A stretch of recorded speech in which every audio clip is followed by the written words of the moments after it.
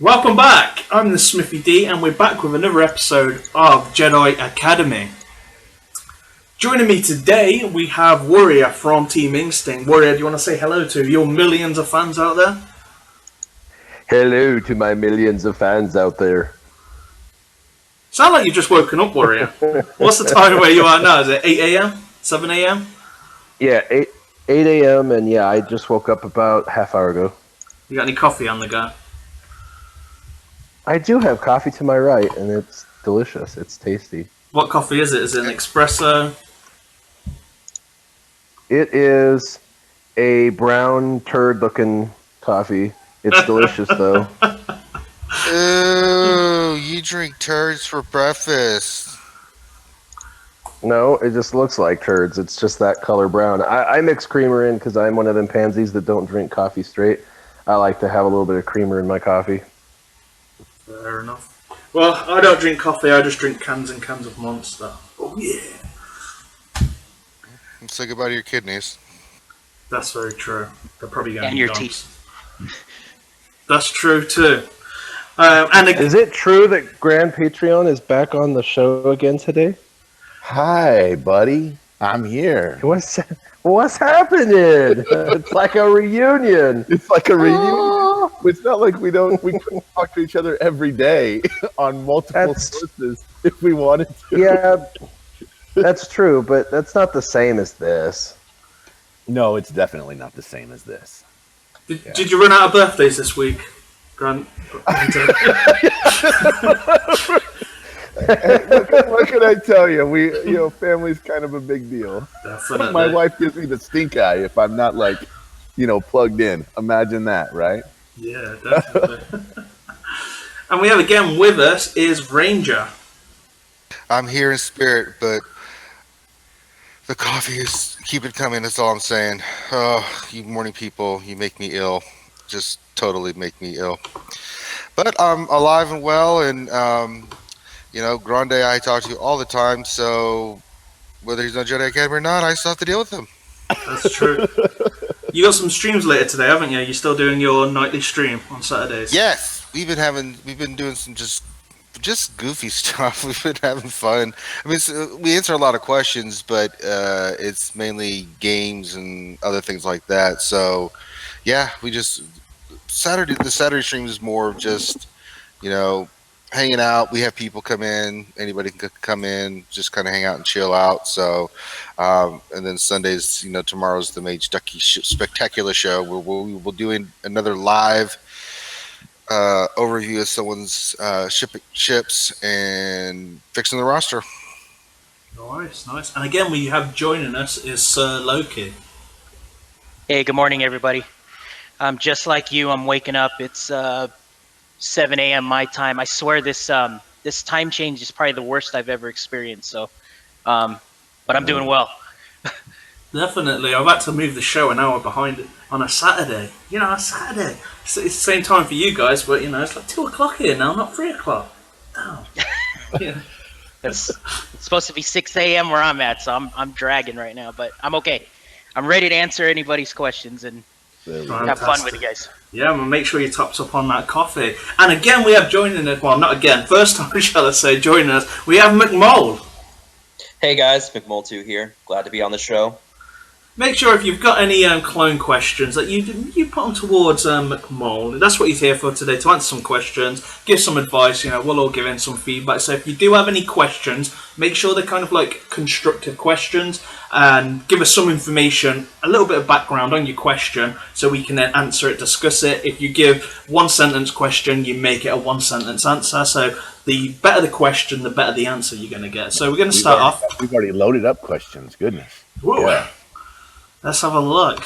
That's something I probably should have been doing while I was. Well, if you want, I can Yeah, start. go for it. Yeah, if you're looking at it, go for it. Throw it off. This one says, "Hey Finn, do you think?" And because Finity's in the chat talking, do you think the Shore Trooper will be added to another node or some shipment along with the Rogue One rebels because they were released about the same time? So, in other words, do you think that Shore Trooper is going to get a second node or another way to farm him?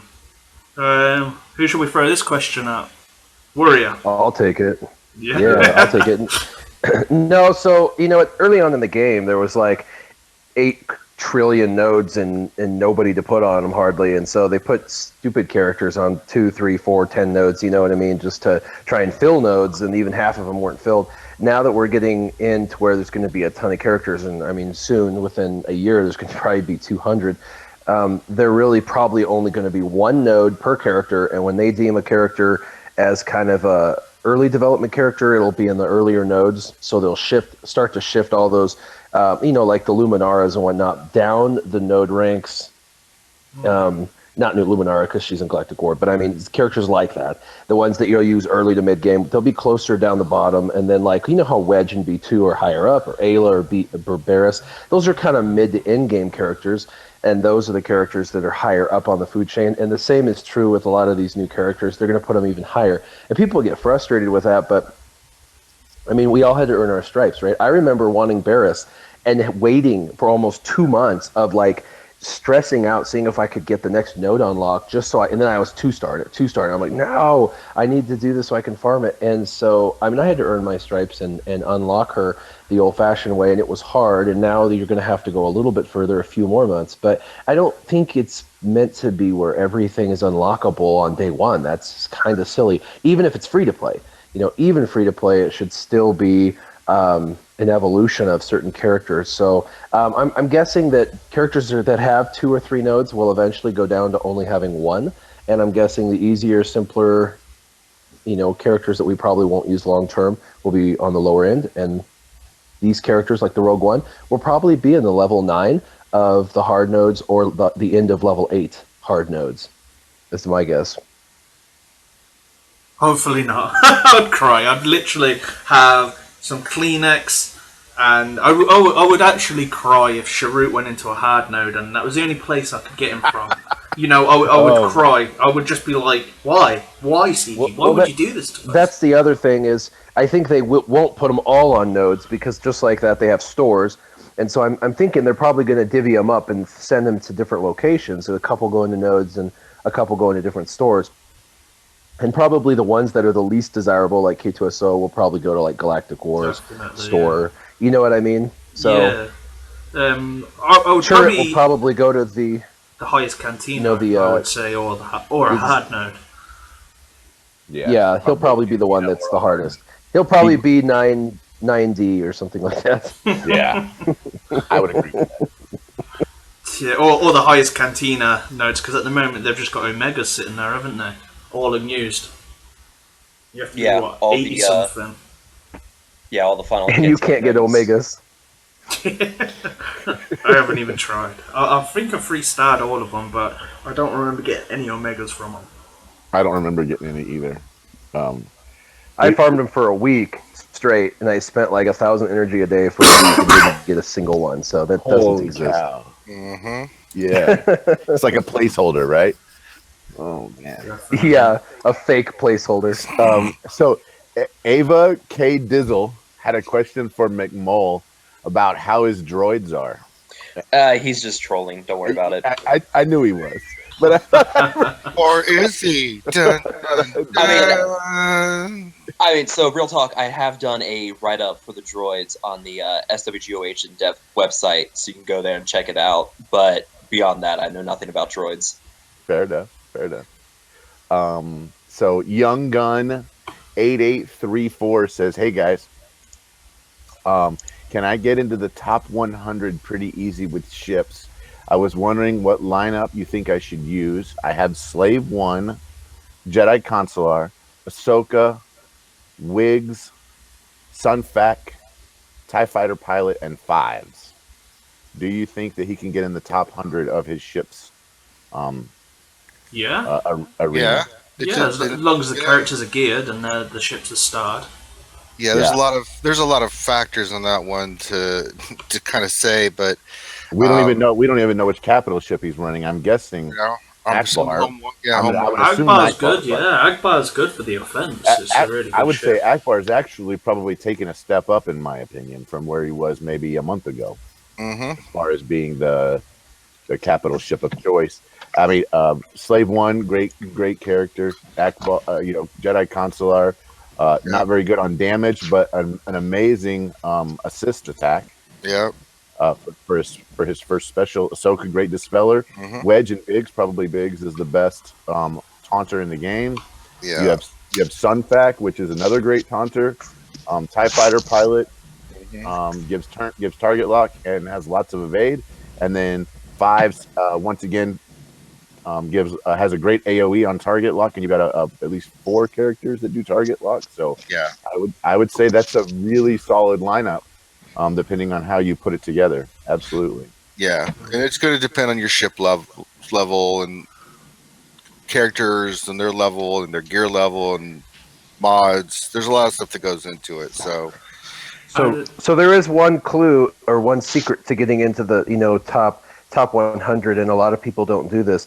Invest one time in some crystals, just like $10, and get just a crap ton of crystals, and then spend a day climbing. Then spend the next day climbing. It's better to lose your spot because you can't beat the people around you than just use your 5 battles a day, climb and drop, climb and drop. So if you really want to get up there, you got to see how high you can go before you're outmatched. And the only way to figure out how you're outmatched is to just spend some crystals, go as high as you can, and then when you realize you can't beat anybody around you, that's where you're at, and that's where you can be. But there's a lot of people at 500 that if they just spent $5 in crystals one day and climbed, they could probably just sit for the rest of their life in top 80 or top 60. They just have never done that. So that's my tip of the day. That's a very good point, actually. As far as climbing, you see a lot of people who maybe do their one battle for their dailies, and that's the only battle they do. And I'm like, man, if you would actually spend a little bit of time on it, do your 5 battles, or like Warrior says, refresh once or twice and see if you can climb a little bit higher. Absolutely, you'd get it way better. You can call it the crystal meth, as in the crystal method. The crystal method. There you go. Well, yeah. let's not call it the crystal meth. Crystal meth to get as high as you can. I mean, yeah. The crystal meth. Like that. So here's one that's kind of right up Mol2's alley. It says this is from Victor 12 is how I would say his last name. Clones are my next project. What is the minimum speed I need to get them to be viable in the heroic AAT? So McMull, what do you think? So, in terms of speed, the only one you really need to focus on speed with is Cody, and that's just so he can do his 2 12th attacks as much as possible. The rest of the clones, you want to be modding them up for crit chance and crit damage, bonus offense as well. But as long as you get Cody up to, say, 190, 200 speed, if you can get him modded up that far, then you should be solid to do at least some decent damage with them. What about Princess Leia? I did have a question about that myself. How fast? I don't know. I have to pull up her stats. What's her base? Because I know a lot of people, including myself, that's starting to try to do this, and Princess Leia is the first one to go. Bit faster than Cody. Yeah, you can do that. Her base speed's at 164, so if you get some decent speed secondaries or whatever on her, you should be able to get her faster than Cody. I mean, the trick is, have her go first so she can do her basic attack, get everybody crit chance up. But the trick is keeping her alive, which is why I always have I omega'd her rebel tactics, where she's always going to be stealthing. So anytime that comes off cooldown, you use that, make her go stealth, and that means that really the only damage she's going to be taking is from the firestorm attacks, and she'll avoid damage from the turrets, because if she gets hit with firestorm and then she gets at least a good attack from a turret, she's probably going to die. I think my Leia, she's running 18k health. So I've got, let me see, pull her up. In terms of health and protection, she's running 17k protection, 18k health. I've only got like an extra 3,000 health on her from mods. But the problem is trying to keep her alive. And if you mess up the topples and that tank does its AoE with the dots, then it becomes a bit more of a struggle, and it can be tricky. But it's just requiring good mods on her to keep her alive. Interesting. So before we go on to another... the next question, I just want to say big thank you to Finity for creating this lovely artwork that you see beyond your eyes on screen. So a big thank you to Finity for doing that for us, to give us something a little bit better. Awesome. Well, 10 times let's better. not Should I get say, crazy. Let's not get crazy. than what it previously was. Ask him what his favorite sandwich is. It's Carry on, probably- Grundy. So here's one from Padawan Gaming. It says Smithie D and Grand Patron. This is to the both of you. Who do you guys think I should Zeta? I currently get rank 1 with my team fine with a Barris Zeta. I'm on a Maul Shard. So if he's got Barris Zeta, my first thought would be I fight a guy who has a Barris Zeta and Kylo Ren on the same team, and he runs both of those Zetas, and it is incredibly hard to do that. He says he has most characters that he could Zeta, but he just wants to know. What do you think, Smithy D? My predicament at the moment I've got a Maul at the moment, so I've got a Zeta Darth Maul, and I could go in with Savage. You know, I've got enough Omegas for that, but then I thought Savage is a little bit of just a Sith kind of faction. So what happens in 2 weeks' time, and say these Rogue One characters become farmable? I'm going to put Sharut and Bazin over a Savage any day of the week. You know, and run a hybrid team, because that is better. You know, in my opinion, you get an Auto Taunter, you get a Cleanser, you're getting everything, Healer, Dispeller. So I'm going to go with them, and I'm going to take Savage out. So why would I need to Zeta him when I could probably go for Kylo Ren, and I could then move Kylo Ren in and out, and Kylo Ren's going to last me. You know, he's not here today, gone tomorrow. He's going to last till way past Episode 8. You know, he's a great character. So I would probably say that if you're currently getting number 1, you know, save up until you're coming up to 2 Zetas, then maybe do something for your raid, and then have one saved aside for if a meta changes, if some rework comes out. That's one good way of really being ahead. You know, there's no point going out and fixing something that's already fixing something that isn't broken. I think that's really good advice to maybe have a Zeta in the rear just in case you really need something. And you're kind of saying maybe Kylo then. If you've got Kylo, that's if you want to go the Kylo route. I just think he's the best Zeta you could put on any character is Kylo Ren, because there is only one counter to Kylo. You know, one real counter that stops a Zeta, and that's the fully working heal and immunity. And when I say fully working, that means it's not IG-88, because his heal and immunity doesn't always work against lifesteal. You know, there's certain aspects that it doesn't work against, whereas a Sidious and a Kylo Ren heal and immunity will start all heals in the entire game. But Kylo Ren seems a good choice. You know, we've got Episode 8 coming out. That's not too long away. You know, so we're going to probably see more flush of characters by then or after then that are going to be First Order. We know First Order's the main faction in there, and we know Resistance is. So you're kind of using a character today that's good, that's going to be usable again in the future. So he could drop out of the meta. He may not be the best character in between, but he works now, and he's going to work in the future. So I would say Kylo Ren, or just save. Can everybody go on mute? And I think Mike is needing to mute too, because I can hear car noise in the background. Sorry. Yeah. Okay. Warrior, what do you think about a Zeta? If you're running a Barris Zeta right now, do you think that what would be your recommendation? That's so tough. I have had a lot of Zeta opportunities, and I've taken a lot of them and had a lot of regret with a lot of them. Me too. You know, well, initially Darth Maul, I had him Zetaed, and I actually took it off Barris when they took him off of Barris, you know, and said you can redo it. I put him on Maul, and at the time, I just found that Barris was so much more versatile than Maul.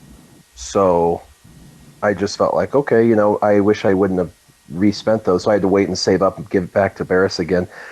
But if you've got Barris and you're going to continue to keep her and use her, and I can hear Mike. Yo, Mike. Sorry. I'm driving. I'm doing a warrior. Just hit the mute button. Yeah. on your phone. There's a mute button. You just hit the MUTE button. All right, cool. So anyway, I don't know. I just Maybe don't know save which one. Kylo maybe, and Kylo's amazing, and I think we already heard from Smithy D, that is he's completely standalone, and it's a unique, just like Barris, and she's standalone. And so anytime you can get a standalone character, like I did Jyn Erso, she's awesome. She has two of them, by the way, and I only did one. I didn't do the one with the anti stuns. I just did the protection regeneration, and Right. it makes that team fun to run. I mean, that's a fun team to run. And offensively, I can chew through a Maul team in like 1 minute. So offensively, they're amazing. But defensively, I fall to like 10th spot in pretty quickly. So they don't hold as well defensively. And if I want to run her with someone else, I can't. I mean, that her deal is with all of the rebels, and their protection gain comes from all of the healing that Chirrut is given the team, and so all those buffs. And so I don't know, it's someone like that, you've got to kind of be all in. And so Right. there's like three more Zetas. I've got 60 more Zetas to save up to make my Rogue One team completely OP, and I just don't know if I want to go another 60 Zetas in when there's like so many Sith now that I want a Zeta. Right. So it's just hard because that's the problem. You got to have 100 Zeta pieces for one faction, and there's so many good factions. You just got to decide which faction you're going to go all in on. And I guess I'm just not quite all in on any one faction quite yet. I'm currently farming and working on clones and Sith, and my Sith and my clones are horrible. So, I'm just Get on it, warrior. How dare you? So the next question is from Joe Ward. He says, "Hey guys, I have a Cody Zeta and a Fives Zeta clone team, and I cannot be a Vader Zeta, Barris Zeta team." It says, "And tips on what I can do apart from a new arena team. My clones are all gear 11." So I don't run. I mean, what do you? I mean, McMull, what are your thoughts on running a clone team in arena versus someone like a Vader Zeta So- and Barris Zeta? So I have a video of this, of me fighting a Vader Zeta with a Bear Zeta in Galactic War, and the battle took about 10 minutes. That was back when we didn't have the 4 times speed, but it still took 10 minutes. And even then, I almost lost Cody, and to also consider that was also before they fixed Barris as well. But I mean, the trick is that you just have to be very smart with what you do. The Fives call to assist is a great way to call in a massive amount of damage at once, as well as using Clone Sarge's basic, where it can deal like a good 15 to 17k on a regular hit. So you got to do that. You have to be very careful with 212 attacks as well, because those have the 40% damage penalty. So really, your clones are probably going to be doing more damage to your own team, because Barris Zeta is going to be healing it back more than the damage you're dealing out. So you have to be smart with the 212s. Do it on characters with lesser health.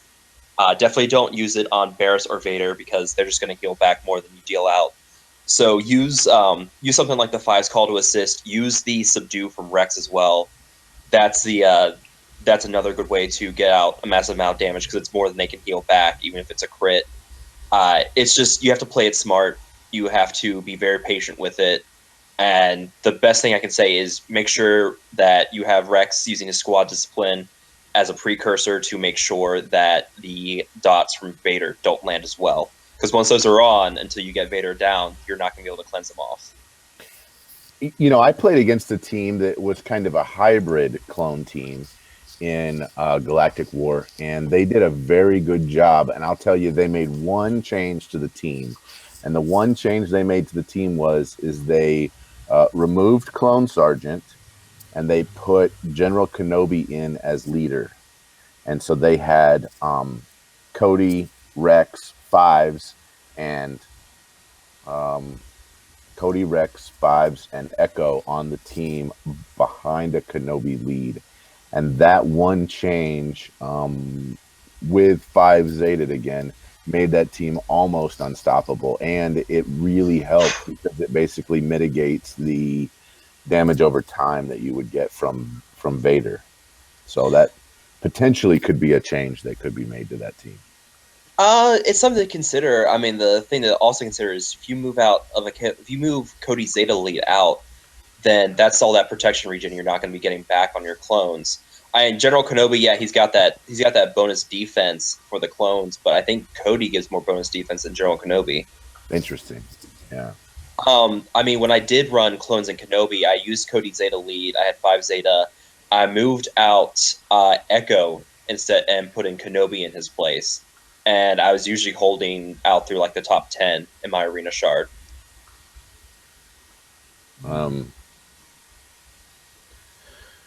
Next question.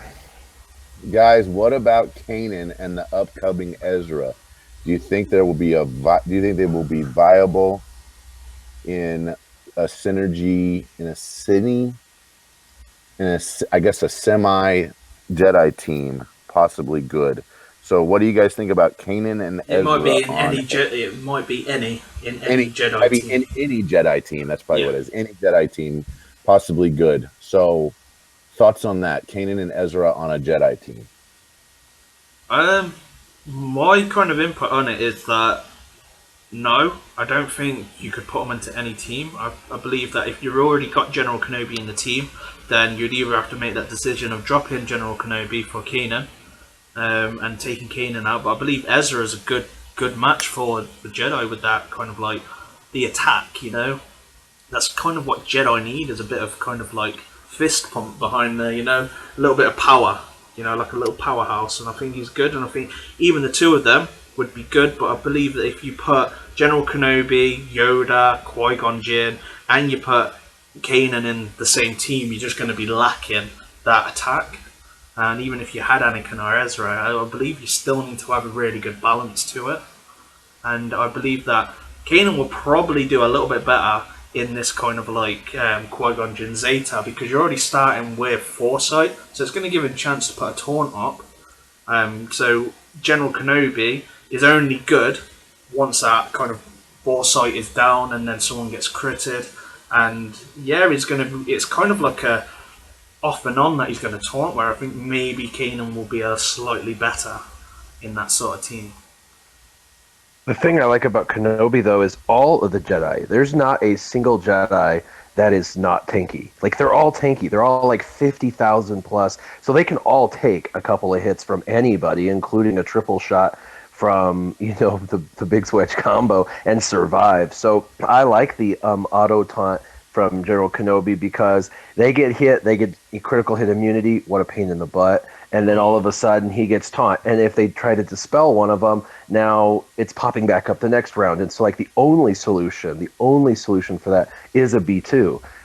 Or if you can try and get shock over their head with EP, that's about it. Otherwise, if you don't do that, you're having to work on one character slowly, work on the next character slowly. I have a guy who's got General Kenobi. He's got his Yoda Zeta, he's got Qui-Gon Jinn Zeta. They're all like 300 speed. It takes me on 4 times speed over 3 minutes to beat it.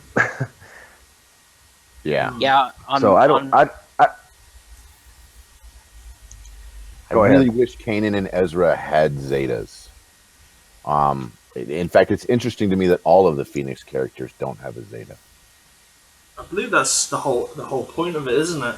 That they bring them out as one good team now, and then it gives them room to make them 10 times better down the line. Like, if we have a look at Rex, and that's a perfect example of a character that everyone was like, meh, he's okay, or B2, meh, he's okay. But then they've stapled themselves throughout the metas, and they've been stronger and stronger as they go on.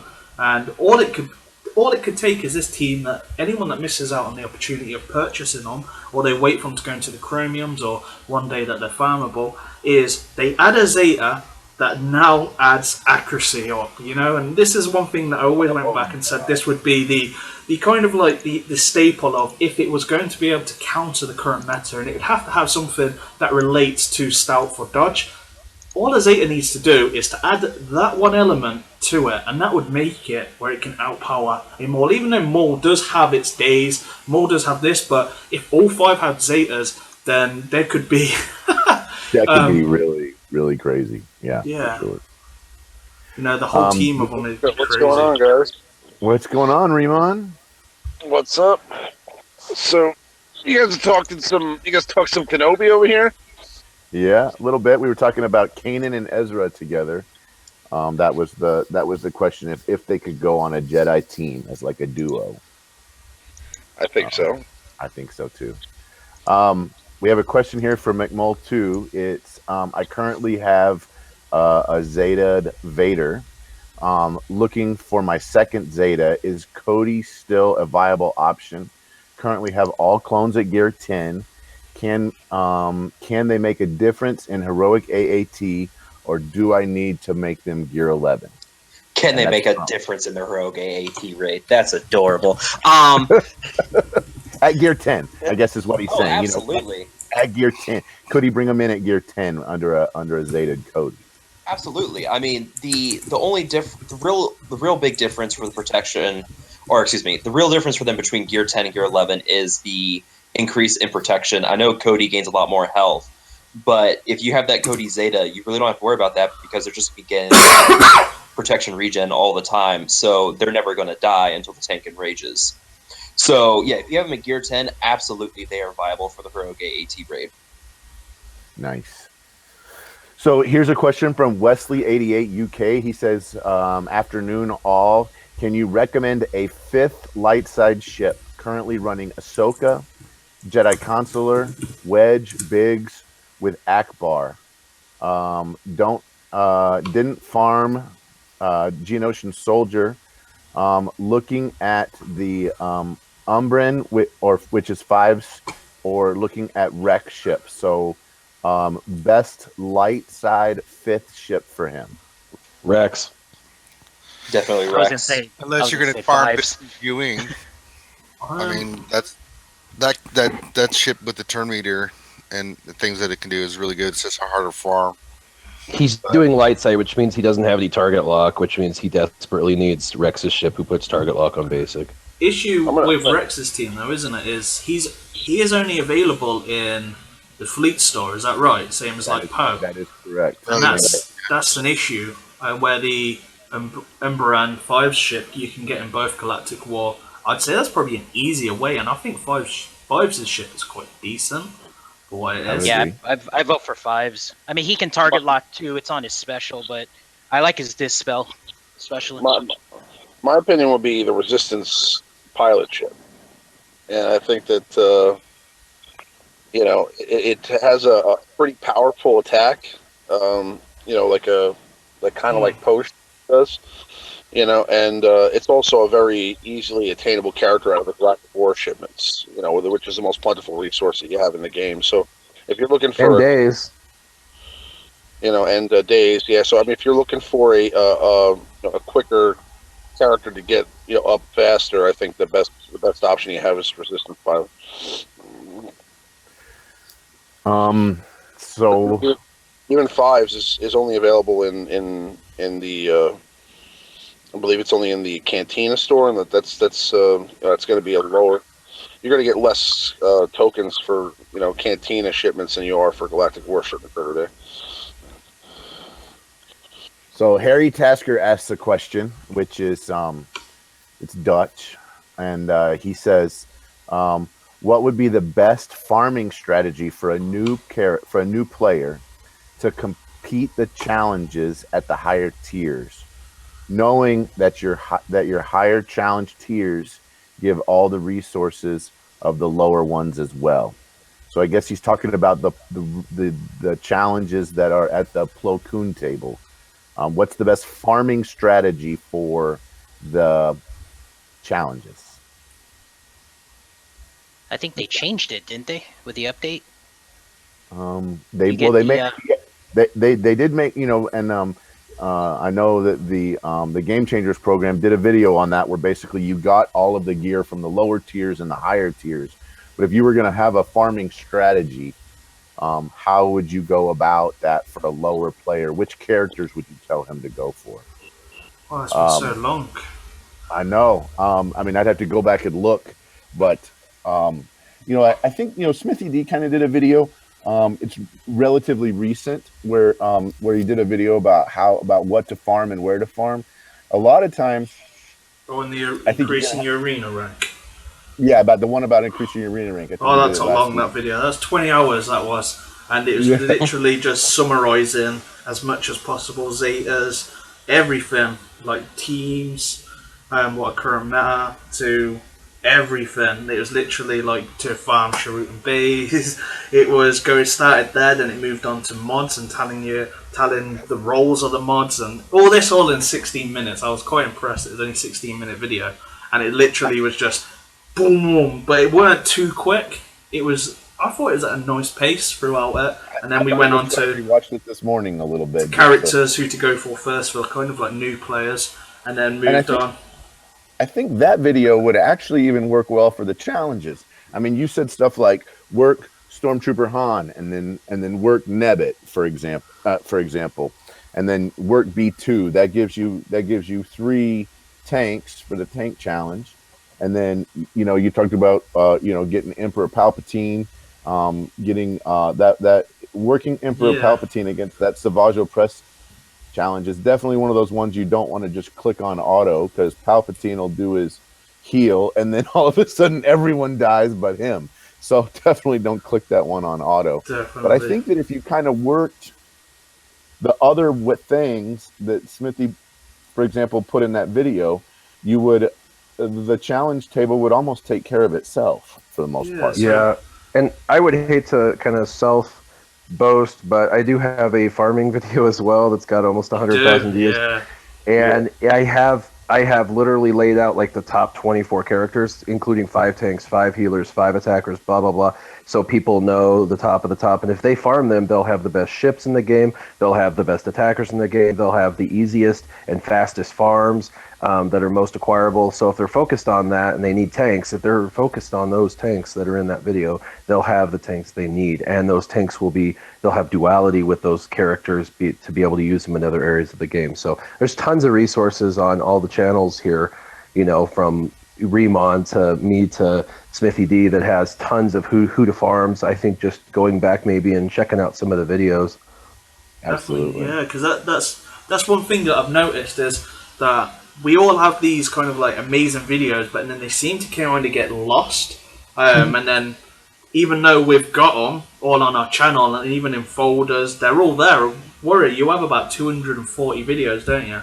And about that. Yeah, 240, and I think I'm just going to have to go back through and just start reproducing from day one those videos over again. Because they get lost. I think there's loads of times even in the comments that somebody asks for a video that I already did probably about a month ago, and it is on there. I do sometimes go back and I just kind of like rework them, like the same with I'm doing that top 5 kind of Zeta. I want to kind of keep that on the move, so if something changes with, say, Maul, for example, then he's going to lose his place in a top 5 Zeta leadership. If something comes out that's better than him, then he's going to knock down, same as Vader, and every few months I want to go back, revisit it. I'm working on the uniques currently, so I can do the top 5 uniques that I think, in my opinion, doesn't mean that is it, that's what it is. Everyone's entitled to their opinion, but I give my kind of like say of why I think why they have that place, why, and I kind of like sub-rank them on what they can do kind of thing.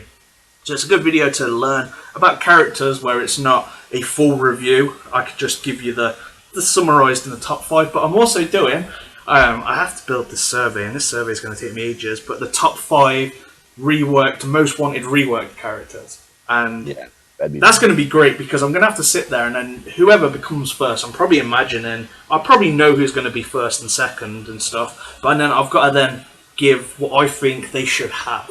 Like if Mace Windu's in there, I'm going to say that he needs V-Pad. He needs to be stronger against dark side characters, and kind of really put that kind of input into it. So that's going to be difficult, but it's going to be a good video. Mace Windu was our first rework, right? And he's just still, he's sucked. It's like they didn't do enough with him whenever they reworked him, basically. They forgot to put V-Pad on him. Why didn't they put V-Pad? It would have solved everything. Isn't that right, Ranger? I know you. We were talking about this the other night. It doesn't make sense. Sometimes they do characters in this game. You're like, why? What were you thinking? It makes it difficult sometimes. I mean, Mace not having Vapad and not being good against Dark Side or Sith. I don't understand it to this day. It just doesn't make sense to me whatsoever. MJ asked a question. MJ. He said, MJ. "I have a question. Could I get Smithy D's thoughts on when Jedi Luke is coming, Oh God. and will he be happy when he's arrived?" Of course, that's a We need troll a question. bell. Ring the bell. Yeah, ring the bell, right? There we go again. Round one. I do really believe that he's going to be a Yoda event. I don't think there's any other way that they can release a character as big, as an iconic like him. If we already look at the characters that are in game, Emperor Palpatine was an event, Yoda is an event, Darth Vader you get for achievements. Why would Luke be any different? Why would you have to purchase a character that's on the front, even on the chat at the top? He's the front cover guy, you know? So I do believe that we will get him. I don't know when, hopefully Star Wars Celebration, they'll be just like, hey, guess what, guys? Use all your Sith or Empire to now battle Luke and get all his shards, and I'd be happy. God. Yeah.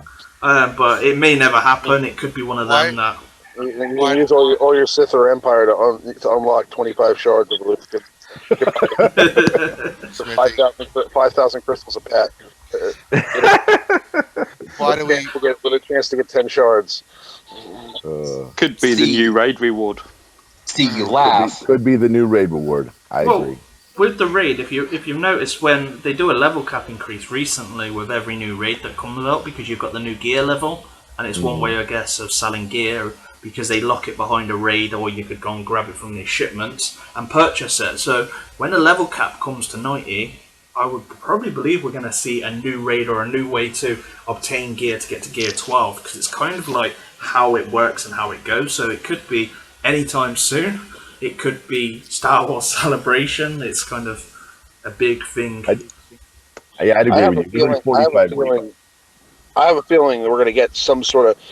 Now they're bringing the games to Star Wars Celebration, right? Like, so it was they released like a video all about this, and I think we're going to get a sneak peek look at that new visceral Star Wars game that they're working on. I think we're going to get a look at some new Battlefront footage that maybe for the upcoming Battlefront sequel that they might make, and I know they invited Galaxy of Heroes there too, so I would venture to say that they're going to have some sort of footage prepared for either an upcoming raid or some sort of a cool upcoming content to show at the panel there when they're sitting there. So even if and what they did last year was they released some footage of the raid like way in advance. We were able to see it. And then that's why and then we had to wait like another 6 months for the actual raid to come out. You know what I mean? But I think they'll do something similar. I don't know how soon the raid will come out after that, but I think that they'll put together some footage. We'll get a good idea of what's coming at Star Wars Celebration for sure. Yeah, so I would imagine that the next raid, what I would say would be a ship raid, because they've taken away the alloy points as well. To me, that's, even though they say that tournaments isn't returning for now, there is no reason realistically for them to take that away, unless they want everyone to work on ships, so it stops then that false hope that everyone's putting everything into ally points, and now it leaves the chance that you can work on your ships, and then boom, they drop it and say, guess what, next month there's going to be a ship raid where you're going to need to have X, Y, and Z of your ships, and that to me would make sense why they took away the function of purchasing ally points, because even though there is no tournament, what does it hurt if someone was buying ally points, for example, and then saving them?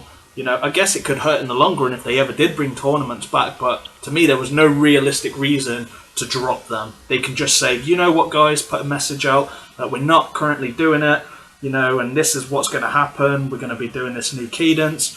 But to take them away, to me, that means that they want you to work on your ships now. I think they'll do some sort of a ship ground combo thing. Like I think that you may have a raid where, maybe like the first portion of it or the first phase of the raid is on the ground with your characters, and then maybe the next portion of it is in the air. Maybe you fight like a super Star Destroyer or something like that.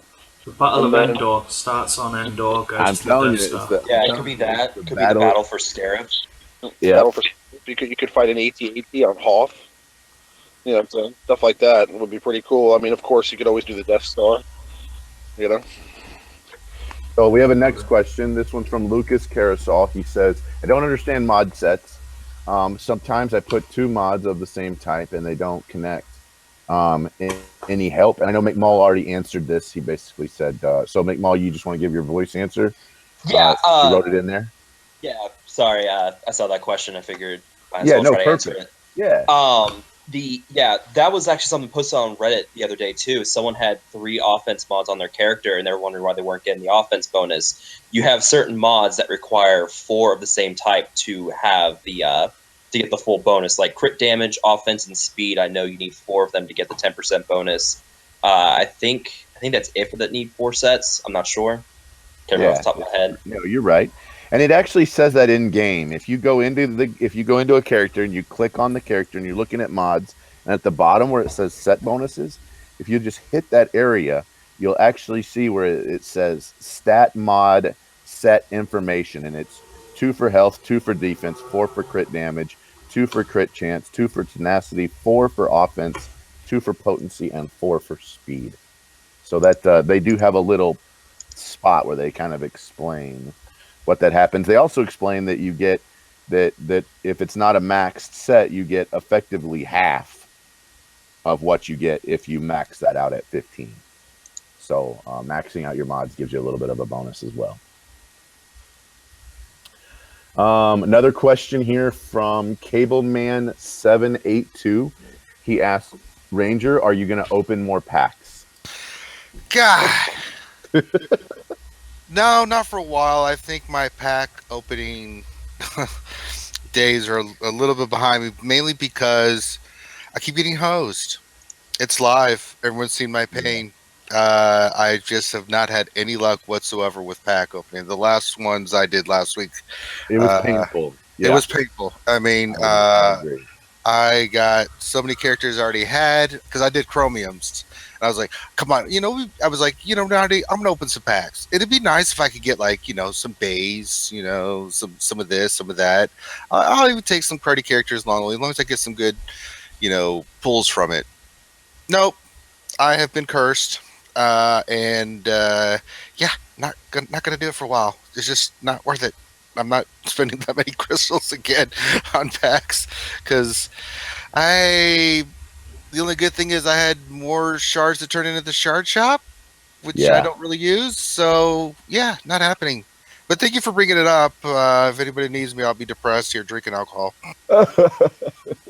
What's your record in cashing in on shard shop now? I've had a 9,400. Oh, God. I just, it's awful. Even on the, like the 12.99, I did some just to...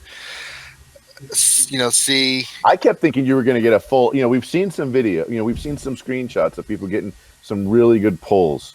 Right. And I don't know how that. How they work the RNG on that, but I would have liked to have seen you gotten a full pull of a turret or a base or something like that.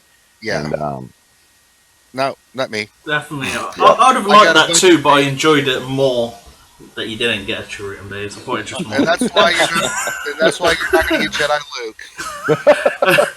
You ain't getting Revan either. Yeah, way to go, Smithie. You ruined it. Yeah, but this is why we can't have nice things. I just enjoyed it a lot more. It was just your reaction just was classic. It was. Well, I didn't know how else to react because it's like, great, I got Mace Windu. Great, I got this. What is happening? What is going on? Yeah, you got full unlocks of characters you already had 7-starred, which was really disappointing. He was happy with his Shore Trooper shards, though. Yeah, that wasn't bad. He's 6 stars, so that was the only. I mean, I'm trying to find saving grace out of that, but it was like nothing else. I guess even remotely. I guess you would have got a better deal buying these Hera packs than you did buying the 2 Chromium packs. Yeah, actually, I would have. But with my luck on those, I would have gotten 5 every time, which has happened on those that I've bought. I've gotten 5 every single time. So, yeah. What would have been unlucky? What would have been unlucky is if you got 30 each time, and then you felt like you had luck, and then you wanted to buy more packs. I know. But they didn't even do that. They could even help my addiction because they kept, they just hit me so hard down. I was like, I don't like the way this feels. I'm not buying it anymore. I'll go cold turkey. I got 405 K2SO. Well, shards aren't now. you amazing? I'm like, really? I'll tell you, out of all the All out the of all R1s. the Nihilus packs that I bought, I got 130 pull to get him to 7-star.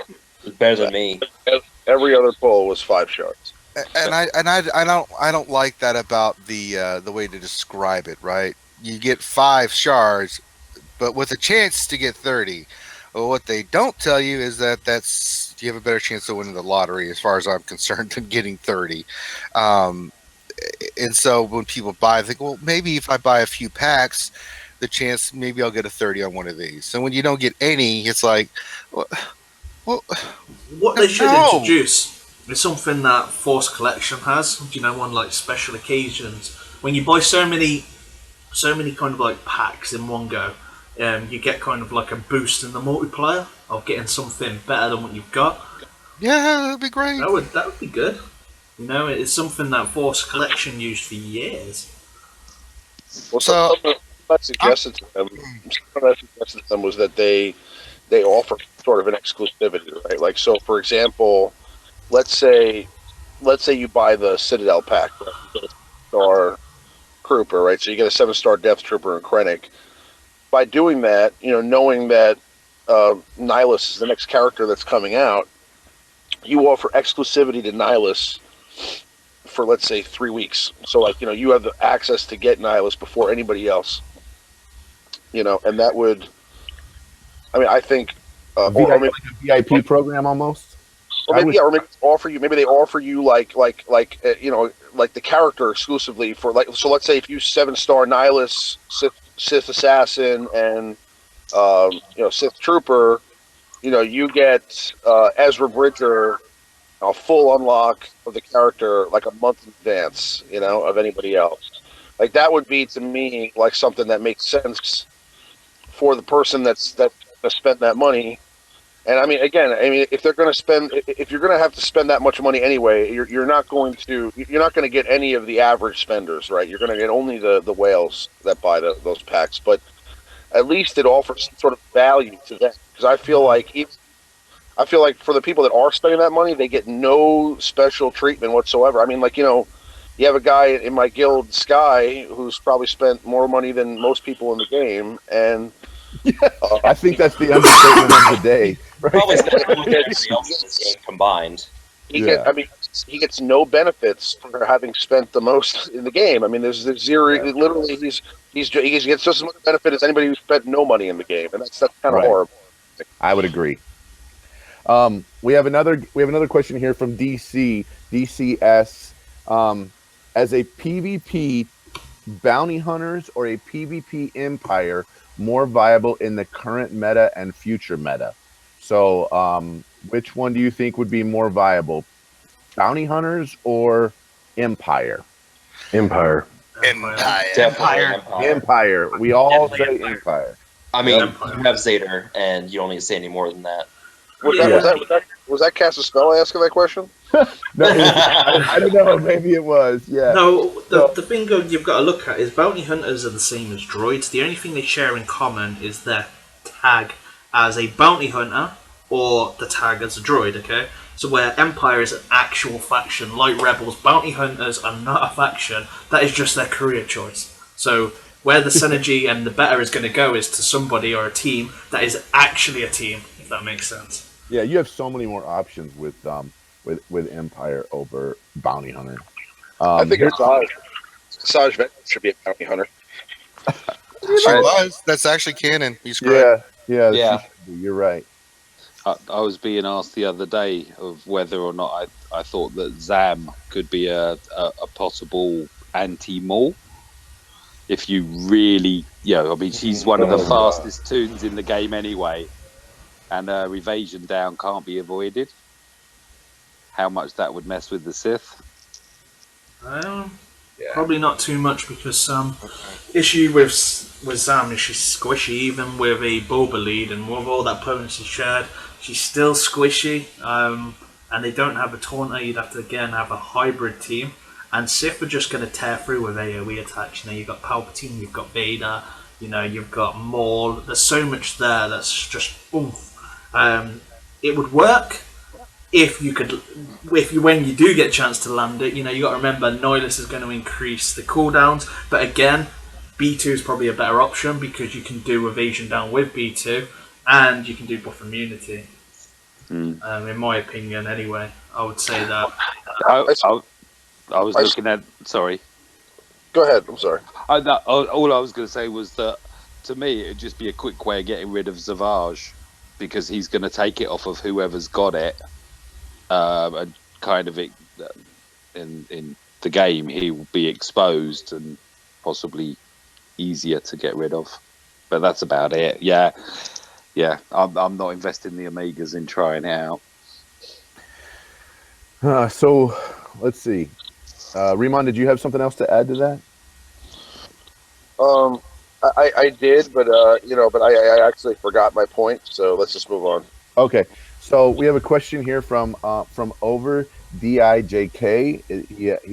He or she asks, what do you guys think of Galactic War? I think it's kind of boring and should be reworked. We just got a rework. We just got a rework of, and it's still boring. Well, I don't know. It's boring. I think you have to make of it what you want. And you can give me a big pile of poo, I can make something of it. Doesn't mean it's still not poo. So Galactic War is one of the few areas that you can go in, try teams, and retreat. And but you don't do that every day. I do it every day. So if I'm going to try to, how monotonous and repetitive. I mean, if I'm trying to work on a team or experiment with a team or see how good a particular faction might be, I have loads of teams set up for. That's a great point, and it is a valid way that you can test teams, right? There's nothing wrong with that.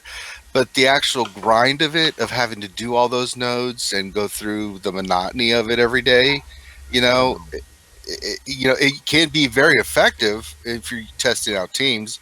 Now, Grande has all the tunes in the game, so he's probably like a bad scientist doing experiments all day long and gets all this crazy information that he talks to me about later. Trying to build a hybrid ultimate Night Sister squad. Not to the Night Sisters, will this work? Let me see.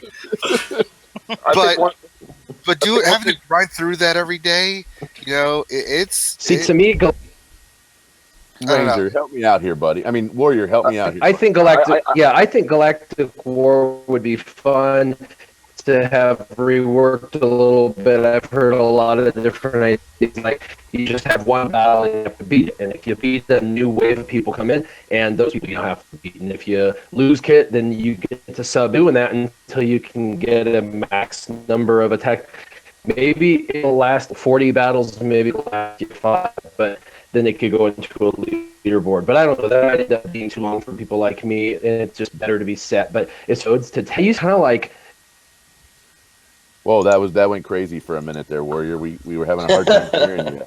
Well, what do you think? Yeah.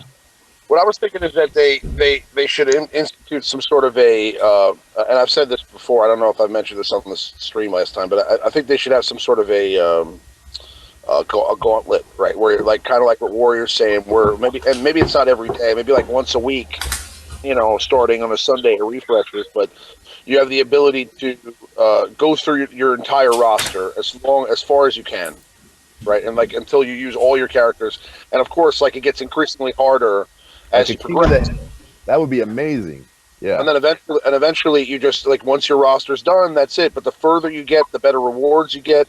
And it could be something that's cool amongst players, like I got to node 47. I got to it'd be like something that's really cool. Here's a concept. It would be like. Go ahead. I'm sorry, Remon.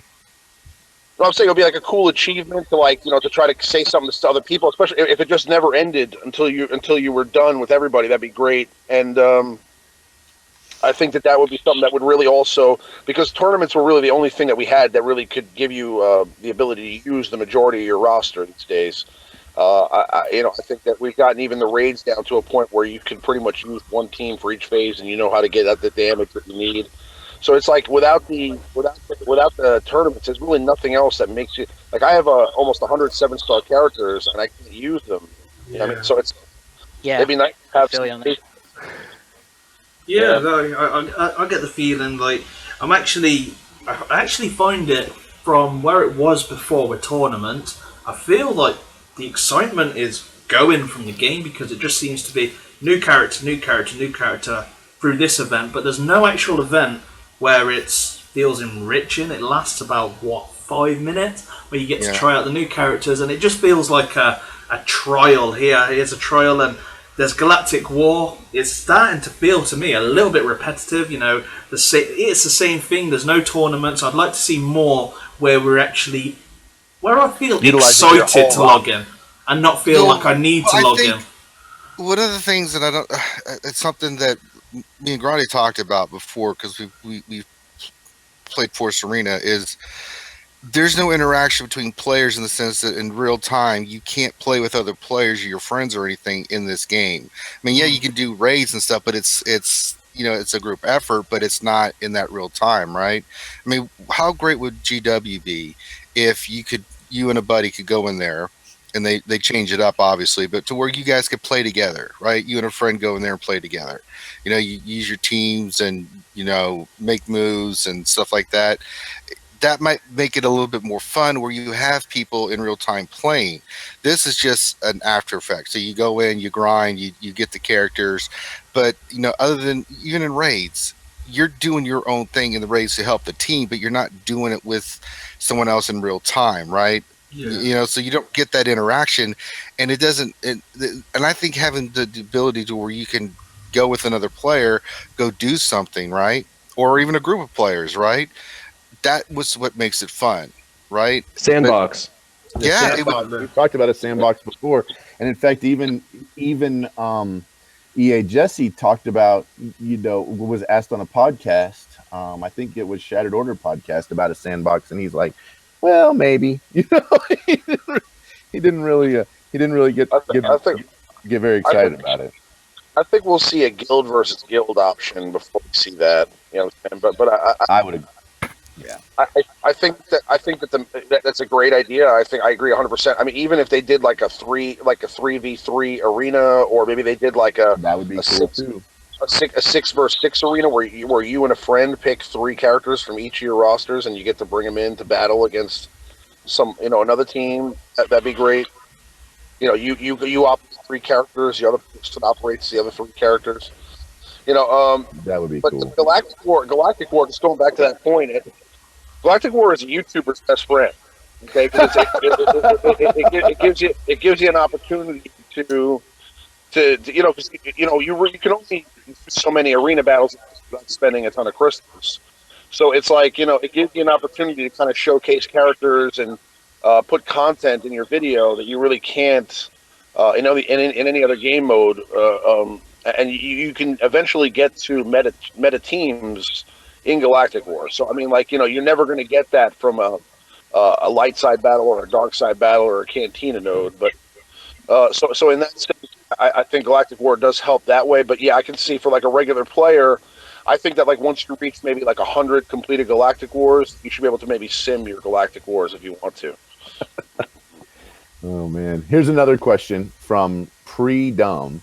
He says, if you have Zeta, Qui-Gon Jinn, Vader, Boba Fett, Kylo, and you have 2 Zetas to spend, who should you aim for?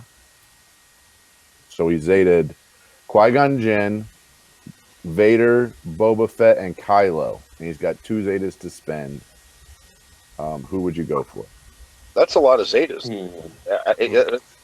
Barris and Maul.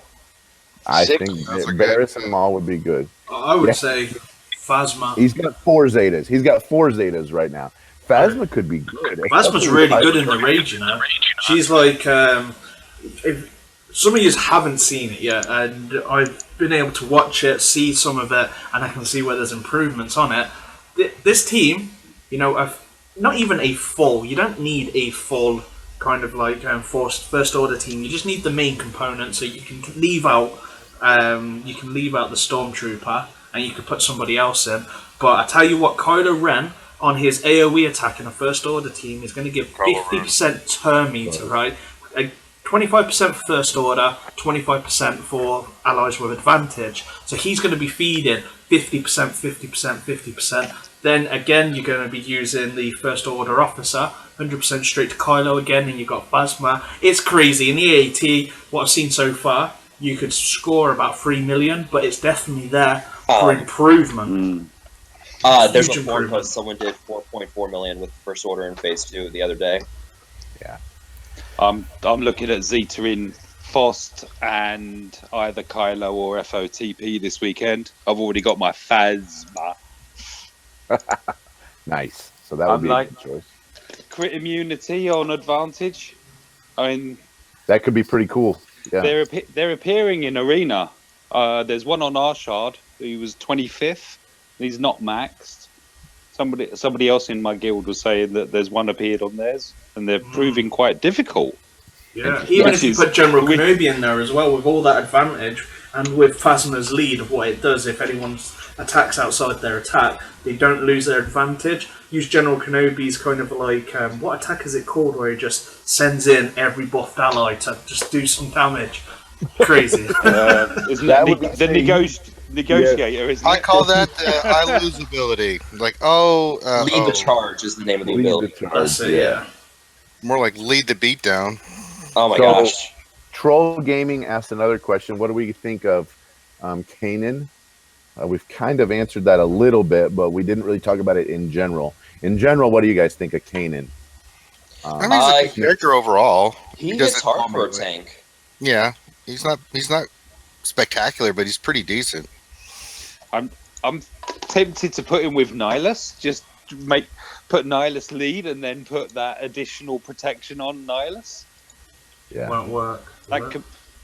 Well, I don't know. There's only one way to find out. Yeah. Exactly. Yeah. Do it. Make a video. I'll be right back, guys. I gotta go test it out. I got to activate him first. He is slow though. That's the only issue I have with him. Is he like 95 speed or something? Yeah, he starts That's out gonna with a be base tough. of 96 speed, and he gets no bonus speed from any gear. But he That's counters a lot, unfortunate. doesn't he? I mean, if you don't have, He does counter a lot. So you don't need the speed as much because of that. And if you stick a Kenobi in there with Retribution, then he's going to be going a lot anyway. Oh man. Grim asked an unusual question. Grim asked a question. I don't even know the answer to this. So, guys, do you think we will ever see Yazahan Vagong? Yuzan Vong. Yeah, Yuzan Vong in SWGOH. God, I hope not. Well, now why do you say that? Now I know that I don't even know who this is. So continue. Okay, the Vong are from the books. What they had done is they got all the best sci-fi writers, R.A. Salvatore, things of that nature, and they did a series where they invaded this race of beings invaded. Their technology is all organic. So instead of having a lightsaber, they have staffs that are like alive but can. It's a living thing. If they want to have night vision, they have a creature that crawls into their eye socket and they can see at night. Their ships are alive. They don't use lasers. They hate technology. They come in and there's this big epic war. People die. This is where fans lost their mind because Chewbacca dies. Han and Leia's kid, Anakin Solo, dies. I mean, people were dying all over the place. But spoiler alert, guys. The books are like 15 years ago. If you haven't read them, then that's on you. Sorry, but yeah, I mean, Chewie doesn't just die; he gets a moon dropped on him. Yeah, but I think they would be an interesting. You can say what you want about the books, right? I thought the books were well written. They were really good. The story was convoluted because it was huge. It was like, God, I can't remember how many books it was. It was like 14 books, I think. Yeah, it was crazy, right? But there were some really good storylines in there and stuff. And the Vong themselves as a faction would be really, really cool because of what they can do and their abilities and stuff. And I think they would look cool too, because there's different sects, their hierarchy of their warriors and how they function and stuff would be really cool. And they're outside the Force. That was one of the things that caused the Jedi incredible problems is they're not in the Force. The Force doesn't really work on them because they don't exist in it. So it would be interesting as a faction, think about Sith or Jedi who can't really do anything against these guys that fight them hand to hand. or with sword, lightsaber to their staff, Yeah. and you can't really do anything with them, right? Yeah. So Their ships would be great too. I mean, their capital ships, all their stuff is really cool. So I think it would be kind of a cool faction to add to the we'll game. probably never see it unless it makes That being canon. said, probably not. They're not canon. Probably not. But Unless Yeah. Disney Yeah, make they're it not canon. canon. Yeah. here's another question we have from Vlad. He says, "How would Dooku do under Zeta Vader with Sidious Zeta for Arena?" So, what do you guys think about Dooku on a Zeta Vader Zeta Sidious team? What do you guys think about Dooku's Zeta even on that team? I think his Zeta actually works really well on that team. I think that's probably the best team for the Zeta Dooku, in my opinion. He gets protection, right? I think. Yeah, If he 10% goes out of- protection back every time he counters. Interesting. Does his Zeta work under Nihilus? He also will be reducing turn meter every time he counters too. So it's like he well, not every time, but whenever he crits, right? So it's like, I don't know. I feel like a Dooku would work well with Zeta Vader. Just in my opinion. Now, I think the turn meter reduction works regardless under the Zeta Vader lead. Mm-hmm. I used to run a team like that. It was really fun. So it's dependent on your shard, but it definitely has a lot of potential. Yeah.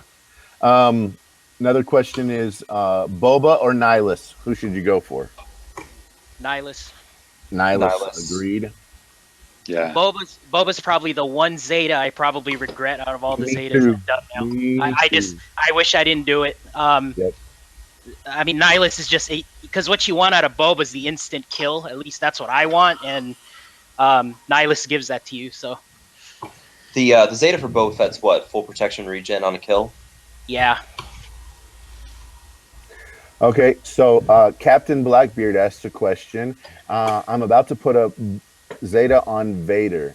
Do you think I'll be able to solo a T7 Rancor with Zeta Vader, Emperor Palpatine, TIE Fighter Pilot, Qui-Gon Jinn, and Shore Trooper, all Gear 11? No. No. Yeah, I think you got to drop Short Trooper. Yeah. And I'd say Emperor Palpatine as well. I would Yeah. have to say, for sure, you're going to have to drop Shore Trooper. You just need more damage. And Yeah. or turn meter reduction. yeah. So I'd you put you Rex could do in it with over. you could Yeah, probably, Rex you can definitely do in there. He's guaranteed to drop turn meter. You could even probably do it with Royal Guard instead of Shore You Trooper. need Royal Guard on most teams because of the speed down. Because he's Yeah. able to do it on his basics. So if you're going to put Shaw in, you want to be changing him for Royal Guard. There's no point Emperor Palpatine being there because Sidious is going to be better overall, or put Rex in. Depending on your mods, if your mod's reliant, there is no real point of having TIE Fighter Pilot in there if everybody can't resist, with the TM from Vader's lead, and it cannot be resisted. So there's no point in him being in there just for that damage, and that's what it's going to be, which is kind of minuscule if you're using Vader and his Cullen Blade. So I'd probably go for another character over him, unless you're running Rex aside him, which is then going to guarantee Rex pretty much that he's going to be able to do the turn meter down, or there's no point putting that tenacity down, because it can't be resisted from Vader lead for Emperor Sith anyway. It's just going to be a 50-50 no matter what. So there's no point. Now, That's a good point. Yeah, good point. So do you guys think Dooku would work well with the Zeta for Rancor? Yeah. I've seen Nihilus do really well in a T7 Rancor. He could, when he uses his Annihilate, it does like 999 damage, right? Like, so it's like I've seen him end up with more damage than Vader. Interesting. In the T7 Yeah, I actually used him in my Zeta attempt the other day. It was first time using Zeta and Rancor, and I think I got halfway through Phase 3. For some reason, I thought putting Palpatine was a good idea. But yeah, he actually did as much damage as Zeta did with the Cooling Blade and Annihilates. Interesting. So, Selhudin Abdullah asks, "Is there a way to get Kylo's command shuttle right now?" No. No. No. No, Nope. you had to buy it. Yep, I have it. But I haven't even unlocked it. I've got it. It's I did it mainly for the Kylo shards it came with, not so much for the ship. Unfortunately, but his ship's it's okay. It's not great. What? But yeah, you can't Why? get it anywhere right now. I really wanted it, man. It was just to me. I already had a 7-star Kylo, and I just didn't see the value in spending $40 for just the ship shards. So I held off, but I was hoping that they'd release it somewhere. I'm sure that ship will fall into the Tuscan Shaman category and just not be available. It's an interesting ship. I run it, or It I is- have run it. It's an interesting ship, I would agree. It starts out Problem- slow and speeds up. That's interesting. Yeah, problem with that ship and like the TIE Reaper and all the really cool ones is they're limited in star level, and so unfortunately they're exceptionally underpowered. They hit for like 10K, which is just ridiculously Plus, you have- stupid. That's a great point. And they die within like one shot. It's like one shot kill. Oh, that I didn't even get to use his ability. That's nice. I keep trying to make a video of TIE Reaper because a lot of people bought into it, and every time I take it into a battle, he gets one turn maybe, and I'm like, what the hell? I want to showcase his abilities, and I can't That even do it because he's weak. Yep. I was running mine with a Biggs tank to start with. Oh, to try to give him another extra couple turns, maybe. Yeah, Oh, man. waiting for Biggs to go, bringing in Scimitar, and then slapping it all on command shuttle, so everyone's shot at the shuttle. But of course, the shuttle then gives everyone turn meter. So yeah, it doesn't hit. You're right. It's missing shards. It needs a good, well, at least 6-star, I think, to actually And make it. Yeah, make and it. all the characters in there. On the Kylo ship, one of them all maxed as well. Well, you see, Yeah. when I Zeta them, I'm curious to see what that's going to do to the ship. Meriden asks a question. They say, I'm a solid player in arena rank 74, fleet arena rank 73. I have neglected a lot of characters: B2, Wedge, Kylo, and Ayla Secura. Who do I farm first? Arena team is Empire focused, by the way. So if they were gonna work on another character, B2, Wedge, Kylo, or Ayla Secura, who should they work on? I'd say Kylo. Kylo or B2. Yeah, Yeah. Kylo or B2. I think B2 has kind of fallen out of Arena for a little while here, but I mean, he's a great character all around. He's one of the best characters in the game for sure. If you're at level 74 in Arena, you could probably do a heck load of climbing, having B2 on the team. B2 is like your climbing buddy. That's that's what I feel like. If you're having trouble with a team because they put on a lot of buffs, B2's or they have a lot of autotonners, B2's the way to go. Kylo, you got to go all the way and put the Zeta on, and Kylo felt to me like a little bit of a harder farm. You gotta with Wedge, the Wedge Biggs combo is always a staple for both, potentially for both raids. So getting Wedge would also be a good choice. I'd probably leave Ayla for last. Wedge, A harder farm than B2? It was for me. I was just at the time, Kylo was not that great, and I was doing it just to unlock the offense mod challenge, and it felt painful. But I could be wrong. he got Wedge as a pilot, and also he's probably going to be coming up to the hard, like 8th and 9th nodes on the two sides, light side, dark side battles. So, and I'm guessing that his dark side's already fairly strong. So yeah, no, I'd probably go with Wedge just to beef up his light side because he's going to need him. So here's a question from Finity for Remon. Finity asks, I know you waited a long time for Maul to be good. Now, looking at it from the other side, how could they develop a new character with abilities that counters a Zeta Maul meta? This is for Remon. how could they develop a new character that counters Zeta Maul? Right. I mean, I think they already have counters. Like in, I think much like with most other teams, I think Rex is a pretty good counter to a Zeta Ball. Still, I think you have, for example, like I think a Qui-Gon team works really well against the Zeta Ball team too. I would agree. But in the way if I had to build a team from scratch, or a character from scratch that would do that, I would. Did we lose him? Did we lose him? He just gave us the answer to life, the universe, and everything, and we Yeah, all missed it. Oh no. Well, we'll get him back for that one.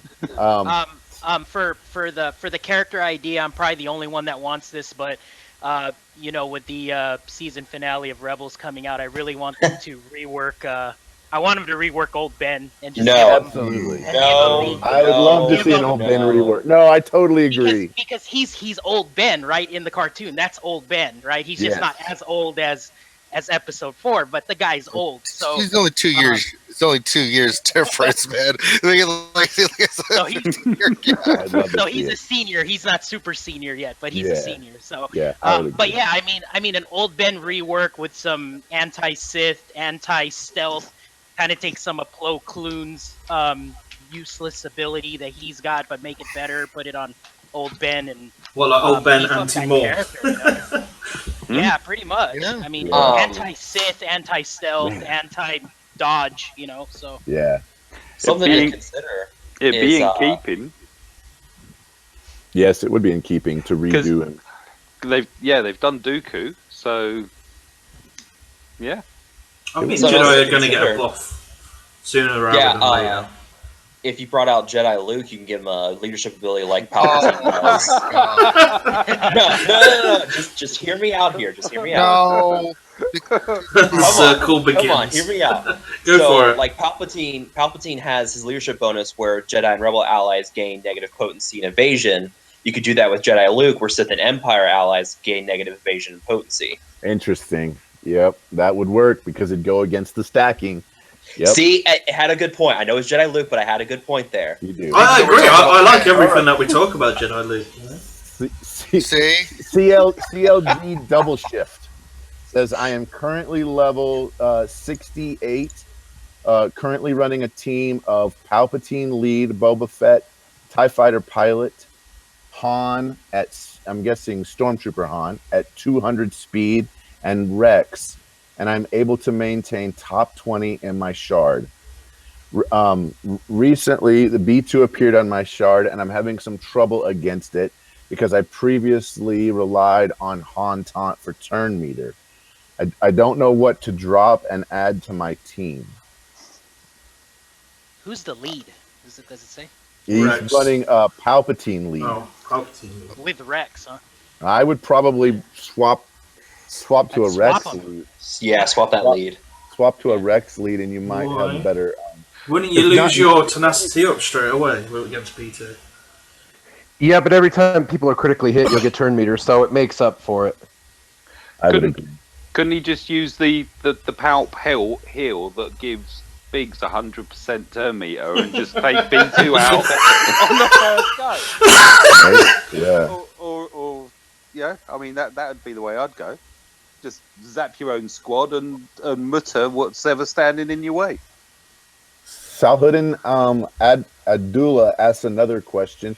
Should I spend crystals for full gear pieces in the shipment store or spend them on characters in the same store instead? I used some of the $4.99 ship pack and got 85 Sunfac ship shards. So in the shipments, should he buy characters or gear? Gear. I completely I'd say agree. gear. Yeah. I mean, you're talking $200 to get a full character up to 7 Yeah, star. it's 170-ish. Yeah, it's insane. So, I don't know how to say your name, so I'll just say the question. Question for Smithie D. What do you think about Kanan and a Rebel team? Wedge Biggs, Nihilus, Wedge Biggs, Baze, and Chirrut. So a team with Wedge Biggs, Baze, and Chirrut, and Kanan on the team. Sounds like a terrible idea. I'm joking. Okay. I haven't really theorycraft that much with Kanan because I feel that he's a Phoenix squad. You know, you take him out of the Phoenix squad, he's just going to be half of what he is.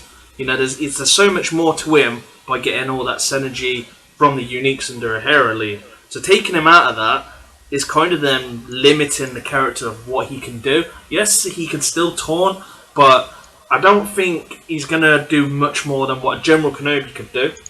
General Kenobi, okay, that's fair enough that not everyone has access to General Kenobi, but in my opinion, if you've got Chirrut and Baze, you don't really need Kanan. You don't really need General Kenobi. General Kenobi makes it as stronger, yes, but putting in a slow tank into a Rebel team that has no turn meter, he's much better off in a Phoenix squad than a full Phoenix squad, or even a hybrid. You know, when I say hybrid, you want to have a Hera lead. If you wanted to put Kanan in, which I probably wouldn't, but you can then put 2 more Phoenix squad members in, and then put Chirrut and Baze. That's probably where I would go with it. I don't think he really has any high place outside of what synergy you're going to get from this kind of like Phoenix squad. This Phoenix squad set up so they're all getting turn meter, they're healing. He'd be a very, very good tank because he's getting and a good taunter inside a Phoenix squad because he's going to be constantly healing, he's going to constantly gaining protection regain, and I think when you take out that kind of character out of that, all he's going to be giving you is what he does on his basic. There's no extra synergies he's going to be having in, you know, so I would say Phoenix squad, full Phoenix squad, hybrid Phoenix squad is the way to go with that character. Kind of putting him in, he's kind of like a watered down version of General Kenobi. Has different things. Yeah, agreed. Everything you said is spot on. KBH has a question. My squad is Emperor Palpatine lead, Darth Vader, Boba Fett, TIE Fighter pilot, and Shore Trooper. But I was thinking of a Sith squad. I have Maul and Nihilus max gear, and I'm farming Zetas. I don't know if I should put a Vader or a Maul. Any advice? So he's wanting to go with the Maul Nihilus team. Should he go Vader or should he go Maul for Arena? Maul, I agree. Anybody disagree with Maul for Arena? Zeta Maul? I like Zeta Darth Vader, but I always okay. Like him, so. Sure. No, I mean I guess it just depends who he has. Is the and I'm assuming he's gonna Zeta Maul, so right. Is his Darth Vader Zeta? Probably not because he's basically he's thinking it's an either or. Do you Zeta Vader or do you Zeta Maul? I had that same choice and I Zeta Maul. Yeah, I kind of missed I don't have a Zeta Vader and I kind of missed the boat on being able to solo the Rancor. It's not that big of a deal if you can't solo the Rancor, in my opinion. No, that's it. Not when you've got that number ID where it just like puts you last anyway, even if everybody soloed it with the player ID. With Maul, and this is one thing you've got to look, and there's probably a lot making a mistake. Everyone's chasing the current meta. This current meta will change. It will not stay like it is, and I can guarantee you, and everyone on here, I would believe, would agree that Maul will probably end. I would probably say Star Wars Celebration. You know, you're going to have these new Rebels that are coming out, and this is where CG, in my opinion, are going to be focusing on at the moment. Then they will do some slight reworks because they do not want the game to be one meta like Wedge and Beggs. Sorry, Wedge and Beggs. Like Wedge and Biggs. No game wants that. That's on the same token. Saheen Abdullah asks another question. He says, "What should I use against a Zeta Maul Arena shard?" Rex. Rex in a triple cleanse team. If you were using Rex and Chirrut and Baze and maybe General Kenobi on that team, and Boba. You could put Just Boba throw Fett in that Boba in spot. You could put and Barriss dog. in that spot. You could put Kylo Ren in that spot. You could put B2 in that spot. In that fifth spot. Any one of those might work. Kylo Ren's You want to really hear a good. really cool combo? Yeah. Rogue One. Rex as a leader, and then Barriss. And this is why, even if she's not Zeta'd, she'll always cleanse, and she gets turn meter, and so she's going to go fast. And what's going to happen is, even if they try and daze, or even if they try and ability block Rex or whatever to try and stop Rex from doing what Rex does, which is clean and tenacity up, Barriss is going to always cleanse him, because he is he's like the third lowest health in the character in the game. Guaranteed he'll be the lowest on your team, so guaranteed he's gonna get whatever negative status effect, and then like instantly Barriss will get a go because of the turn meter gain. She'll cleanse him, and then he gets to do his tenacity up. That's a good way to think about it. Absolutely. Yeah, and so you can keep him clean 100% of the time, no matter who you're facing, and then he can do his tenacity up, clean everybody off, prevent them from getting further effects. Rex lead with Barriss is sick. Yes. Fedora I Lex agree. asked another question about Arena while we're at it. He says, "Are droids still in the meta?" No. No. No. Gone. Dead. Shaboosh. I would agree. I would agree. Tables and coat stands. Yeah. The thing you've got... I know there's like... I'll just probably give my 2 cents on droids. There's a lot that are requesting that that there should be a rework to droids. And the issue that you've got is they only share. So droids are not part of the same faction. So if we have a look at HK-47, he's the kind of like Old Republic era. Then you've got the Sentinel droid of the IG-86. Then you've got the Bounty Hunter droid of IG-88. Then you've got B2, that's a Separatist. None of these are the same faction. So the likeliness of them getting a rework where, so they're a faction is probably very, very small. They may stay how they are. They may get the odd Zeta here and there. They may get this, but they are never going to be up there with current factions that are a faction, like the Phoenix Squad, like Sith, because they're an actual faction. They share that in common. All droid share is the same as what me and Grande, everyone on this, is they're the same. Yeah, that is what they share in common. And then the argument could be said with droids, well, why doesn't Cassian and, let's say, Qui-Gon Jinn, because they're pretty much organic, form, why don't they share, like a synergy? And that could be what it falls to. So I'd say that if you have droids, work on the AAT. There is still better teams out there for them, but don't go all in expecting them to be the end all of the arena, because once every arena progresses, General Kenobi's going to pop his head through the door, Shore Trooper's going to pop underneath the door and say, "Hi guys," and then there's probably going to be more and more. There's going to be more that's going to put a daze, stop that turn meet again. And before, I've never had an issue against droids, ever. And this was when I had General Anakin. He would just wipe them out. He'd just be like, "What did you just do to my friend?" And they're gone. Pretty much. I love the sound effect. Kadoosh. And that would be it. There'd just be parts of them scattered all over the floor. And now you've got crit immunity. Which is General Grievous still viable? I have him at 6-star free to play. Yeah, he was still viable, like never.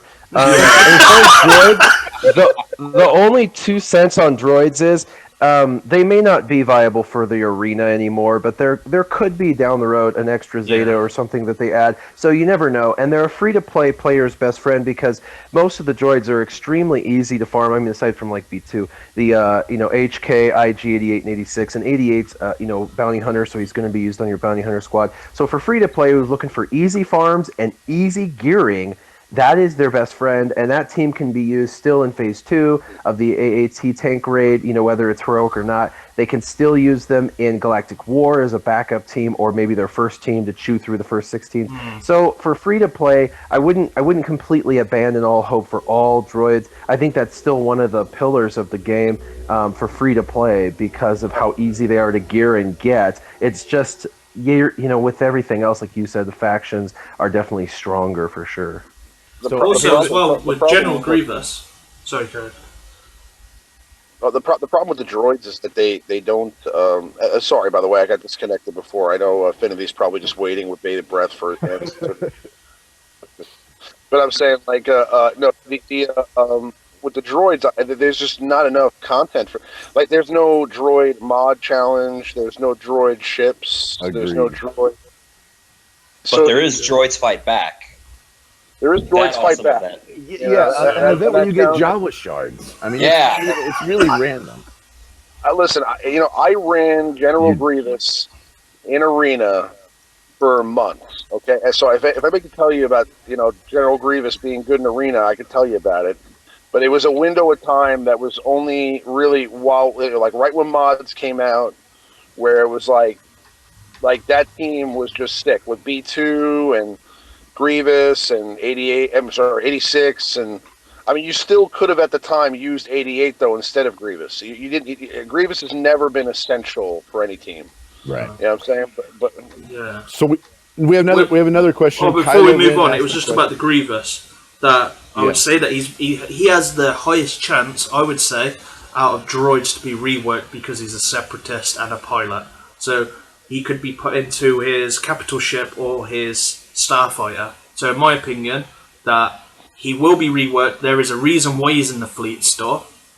Because he's get a ship eventually. So I would say he's going to be reworked, or he should be reworked, and he has more chance because he plays more of a major role in the separatist faction than any other droid does in any role except for B2. But he's just more of a generic, he's a B2 super battle droid. There's thousands and millions of the same B2 super battle droid when there's only one General Grievous. So he's a main character. Then I'm sure he will get reworked and he will be quite decent. But it's just about when, could be a how, long time. Who knows? And droids will become famous again. All they got to do is drop Darth Maul, the spider version. There you go. Wow. So I'm gonna troll you back, Warrior, because I'm gonna leave this one to you. Kylo Ren asks a question: is it possible to solo a heroic Rancor with Zeta Night Sisters? I know you have some OP Night Sisters. Whenever we did the Night Sister challenge, maybe you can tell everybody about how Night Sisters did for the. this is actually heroic Rancor question. This is actually I've never. Yeah, I scored he just 0 You scored a 1. You scored a 1. or a 1. I was like, Yeah. I don't score a 1. Well, they went in and they just died. And old Daka was trying to stun with all of she has because she's gear 10. She's the only gear 10 I have, and she's like sitting over there stunning. And I guess the stun did a point of damage, but I didn't do physically any damage. They just slaughtered my 2 Night Sisters, and Asajj is only gear 8 right now. So yeah, I scored a 1 on that. No, I don't think you can do that. No, with Night absolutely Sisters. you can't. I mean, I've tried with Night Sisters. I probably have. I probably have some of the highest Night Sisters in the game, and let me tell you, you're not going to get them. No, you're not. So Andrew Larson asked a question. Where is his question? I lost it. Anyway, he asked a question.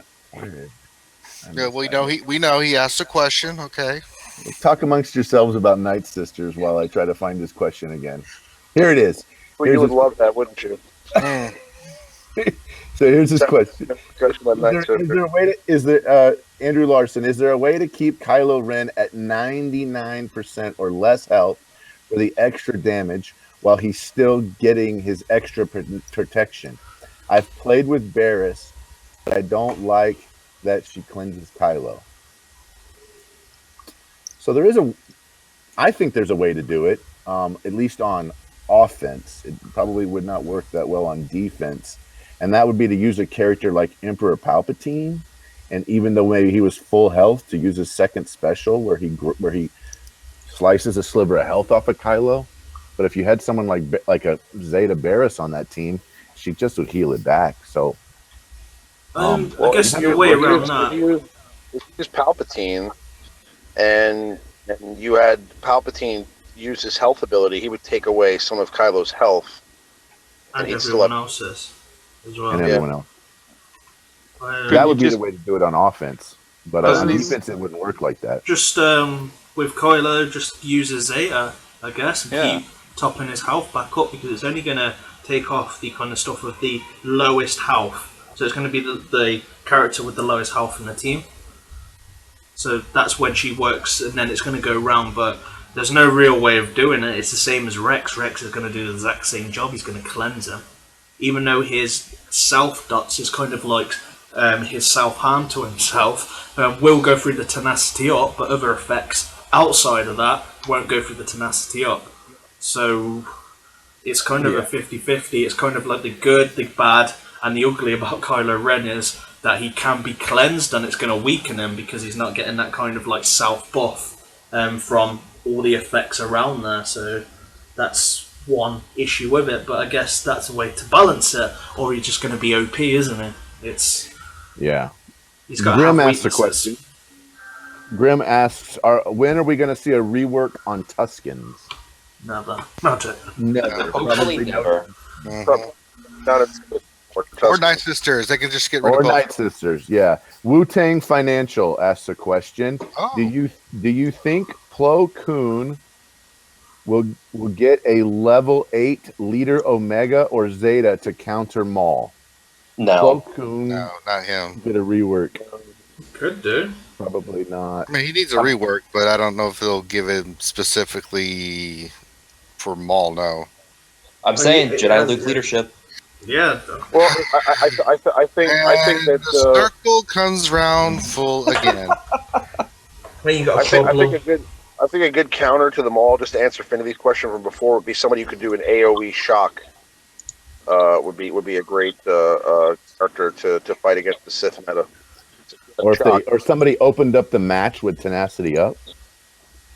An AOE Tenacity Up. Like a Zeta Rex. Like a Zeta Rex. Or there, Oh, you I could would do it. love that. Super fast Yoda or something under. Yeah, but you even just need- super fast Yoda can't even fix it really. I mean, if with the right mods. Yeah, you just need one character, and that's all you need is one character that reduces the dodge rate and increases, X, Y, and Z. That's it. That's all you need. Or then to actually bring out accuracy mods. Accuracy mod challenge. Yeah. I guess that's your way around it. Maul's not that tanky at the beginning. If he doesn't dodge, you can take him out easily, or use a B2 wedge. If you can get that buff immunity down straight away, boom! He's not going into stealth, and Wedge and Biggs are just going to take him out pretty much straight away. He may dodge, but all it's going to come around to is that you just need a leadership, or you just need a character that just can hit through and make sure that it can hit or stun. I use Kylo a lot because I just stun them. They can't dodge once they're stunned. They just sit there like in a freeze motion. That is it. And that is it. I'm done. I'll just take them out then. Just use Kylo's stun, and if you have him Zeta'd, he's going to heal as well. He's very, very good. The frozen animations when they're stunned are hilarious. If you watch them sometimes. Yes. Yeah, they are. Oh, like he gets hit and he doubles over, and then he gets hit again and he leans back. Yeah, like someone's Have you guys had these circumstances? Like this happened more like I think when Nihilus first came out, but like where like the characters are dead, but they're still standing there on the screen. No. Yes. Never seen it. I haven't seen that. No. I haven't seen it. Yeah, I had a Galactic Wars mod. I think that's for iPhone users. I've had to say like Victory, and like it's still a character standing there in the background, like like it's just. I'm getting it on droid smuggling. Interesting. So Sahudin Abdallah asks another question. We have 2 light side capital ships and 1 dark side. Would they release Admiral Thrawn from Rebels or another capital ship? We actually have a data mine on that, which says it's probably Newt Gunray. Yeah. But they could can Newt Gunray and then bring somebody else What did out. you say? Yeah. Yeah, Or General Grievous. Or General Grievous, I think would probably be a regular ship and not a capital ship. He had both. I don't know. I would love to see them level. Yeah, but wouldn't that be too big for the game? Like, if you have a look at the comparison to the ships, maybe. That the size of his ship compared to Akbar's or or Tarkin's capital ship, or even Mace's, it was like twice the size. It was No, huge. it was about the same size. If you remember in episode 3 when they get side by side with the clone ship, it's about the same size as the clone ship, the one that Mace runs. So I don't think it'd be Is too it? I big. don't know. It looks so much bigger. It should be That a wasn't huge the ship. Malevolence, I think. It should be OP, and it should be only available in the shark Should be shop, huge. or or for $999.99, as a full purchase. 3 million ally points. I'm in. It just has an AOE ability that just instantly defeats everybody else on the other team. Empress 47 says, "Hey man, quick question. What should a new player focus on? Rebels? Question mark. I think everybody here has a video about what to focus on as a new player. Yes, you should focus Rebels. I'd say Probably. Rebels, yeah. Wedge Biggs, Yeah, Rebels first. Trooper Han, Rebels Mando and Calrissian. Jedi, Jedi for the Yoda challenge as well. Yeah. Yes. That's what you want, isn't it? Rebels and Yeah, Rebels so you can get Palpatine, Jedi so you can get Yoda. Yep. So a follow up to this is I started farming Rebels plus my current good ones: Phasma, Jedi Consular, Qui-Gon Jinn, GS, and Biggs. Should I completely stop and go Scoundrels? No. Yeah, No, yeah. don't do it. Go characters that have dual synergy. So That- That's a troll question. There's no way that's a real question. You never know. Never know. The only fit troll I know is Finity. Sometimes he asks legit questions. Sometimes he doesn't. Well, the Grande Patron school of free to play farming would be to get the Night Sisters first. You know what I'm saying? No, don't do that. That was a terrible idea. Yeah. That was a terrible idea. That's how I started looking at YouTube videos. I was like, I have gone way too far down this Night Sister path. Someone has got to have a video Everything here can that can help run me his out. destiny. That rework will come with mother tiles in, and then they'll actually be viable. Yeah. Somebody who's farming from the beginning. It's just whatever you decide, just finish it and then move on to the next. Okay, don't have like a bunch of 6-star characters. They're not going to help you. Just get a character done. Gear 7-star, 7-star, Get all gear the them up gear, all the get 'em way. Omega, all that stuff, and then move on to the next character. Ryan And that's Ryan Ballard asked the question. He says, I need some help. My main team is Clone Wars, Chewbacca, Darth Sidious, Jedi Counselor, Lumi, and Talia. It has worked in the past, but now it doesn't. I need a new team suggestions. I'm level 75 at the minute. You need to get rid of Talia as fast as you can. You basically need to get rid of Talia, and then you need to get somebody. You got 2 healers on that team, so probably Lumi stays and Jedi Counselor leaves, and then you probably want to move away from Chewbacca at some point to another character as well. Yes. So this would go right into the same. Rebels. Yeah, start running. This would go right into the same suggestion that Remon has made, which was go to Rebels, start with Rebels, and then work from there. That's definitely You want to stay away from characters that commit suicide in the match. like Talia, exactly. I'm running a level 65 alt, and my squad at the moment is. Hang on, claim the daily reward. There you go. I don't even do that with it. So I'm level 65. I've got a gear level 5 Tarkin as my lead, just to boost them a bit in speed. I've got a level 62 gear level 7 Nihilus, 3-star, a 3-star Sith Assassin, a gear level 5 61 Death Trooper, and a gear 7 TIE Fighter Pilot. And I'm going up against 5,000 power above me. Right. And it's working out for you. It's fun. Yeah, it is fun. It's amazing how much damage those do. And 3-star, level 65, free to play, level 65. Completely free to pay. Saladin Abdullah asked another question. My current arena team is Darth Sidious lead, 5s, Barriss, Kylo, and Mace. Who would Rex replace in this group as a counter for Zeta Mauls? I'm thinking you're removing Mace. Mace has got to Yes. And that would be my choice. How much longer do you think Maul? This is from Trevor Jones. How long do you think Zeta Maul Sith teams will be the meta? I think we've answered that. We probably got between 30 and 45 days. Um, right? Anybody think it's more or less than 35 days? I'd say if I think anything, maybe a bit less. I think when the Rogue One guys go free to play, like Yep. true free to Yeah. play and farmable, it's gonna shut down Maul. There's one team on my shard. I shared this with a couple of you in the Discord, but going back to our conversation about the fast Yoda and all that, a lot of people don't or forget that Cassian actually grants all your rebel tanks tenacity up at the start of the battle.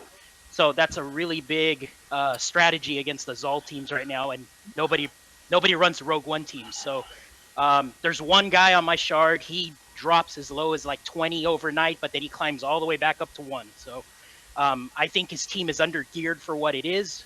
I'm sorry, under modded, but he does have them all at gear 11, and I fight him with my Nihilist led team or my Zeta Darth Vader teams, and because his K2SO and his bays get tenacity up right from the start, it's a pain in the ass to go against. So I think when the Rogue One teams become truly free to play to farm, probably the everybody's gonna go to that. So Yeah, Remon Infinity says he is patiently waiting. I told him that you could write him a dissertation on Discord later.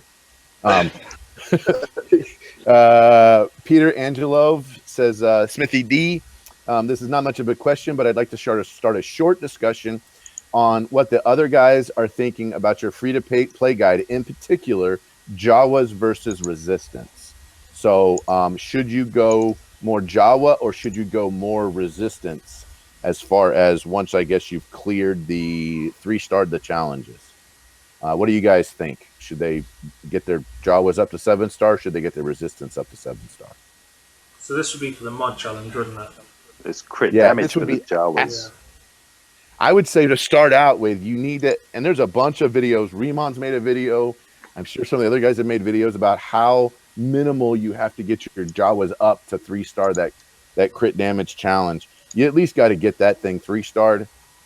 What you decide to do after then, and if you did that 3-starred, and let's say you got enough resistance to get that 3-starred, do you go all in on Resistance or all in on Jawas? I think you go all in on 2 Jawas, which would be Nebbit and Engineer, and then you probably then go back over to Resistance and work that team. I don't think there's really a bad character on the Resistance team at all, whether it's Finn, Poe, Rey, Resistance Trooper, or Resistance Pilot.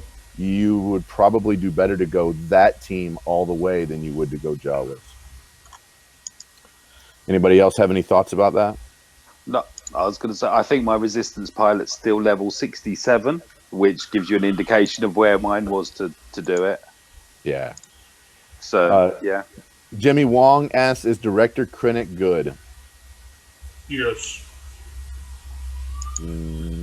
With Death I don't have Trooper him- and Yeah. Initiated. Is it because I he's in a think- white suit? I think behind like a Zeta Vader with Death Trooper on the same team, they'd be pretty good.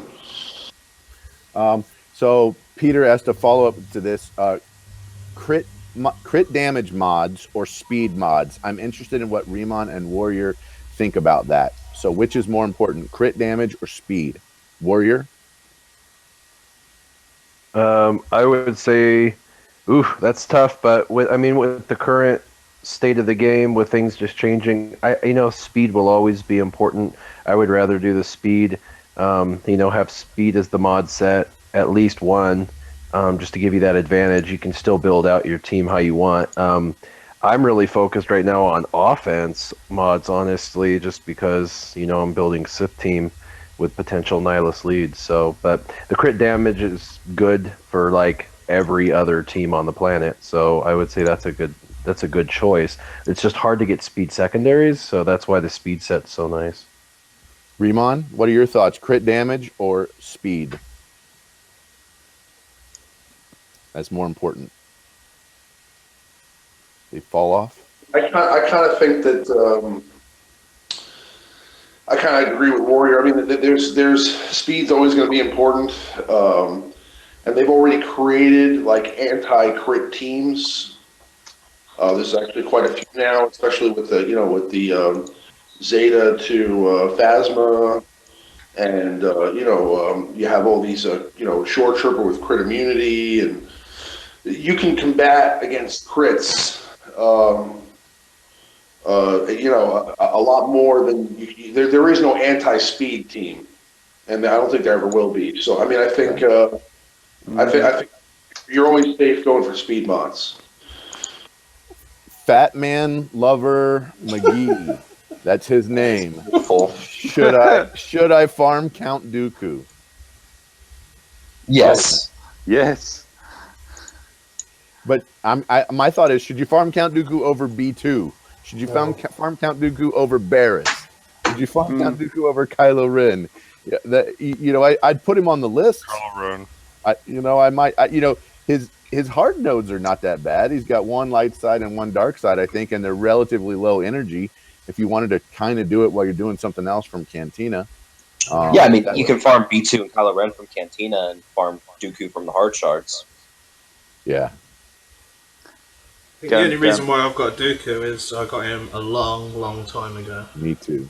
If I didn't have him now, would I go and get him in my current state? Probably not. I'd probably still farm mods over him because I don't think to my team or any team that I'm going to build in the future where he's going to be the staple of a must-have. Yeah, he's nice to have.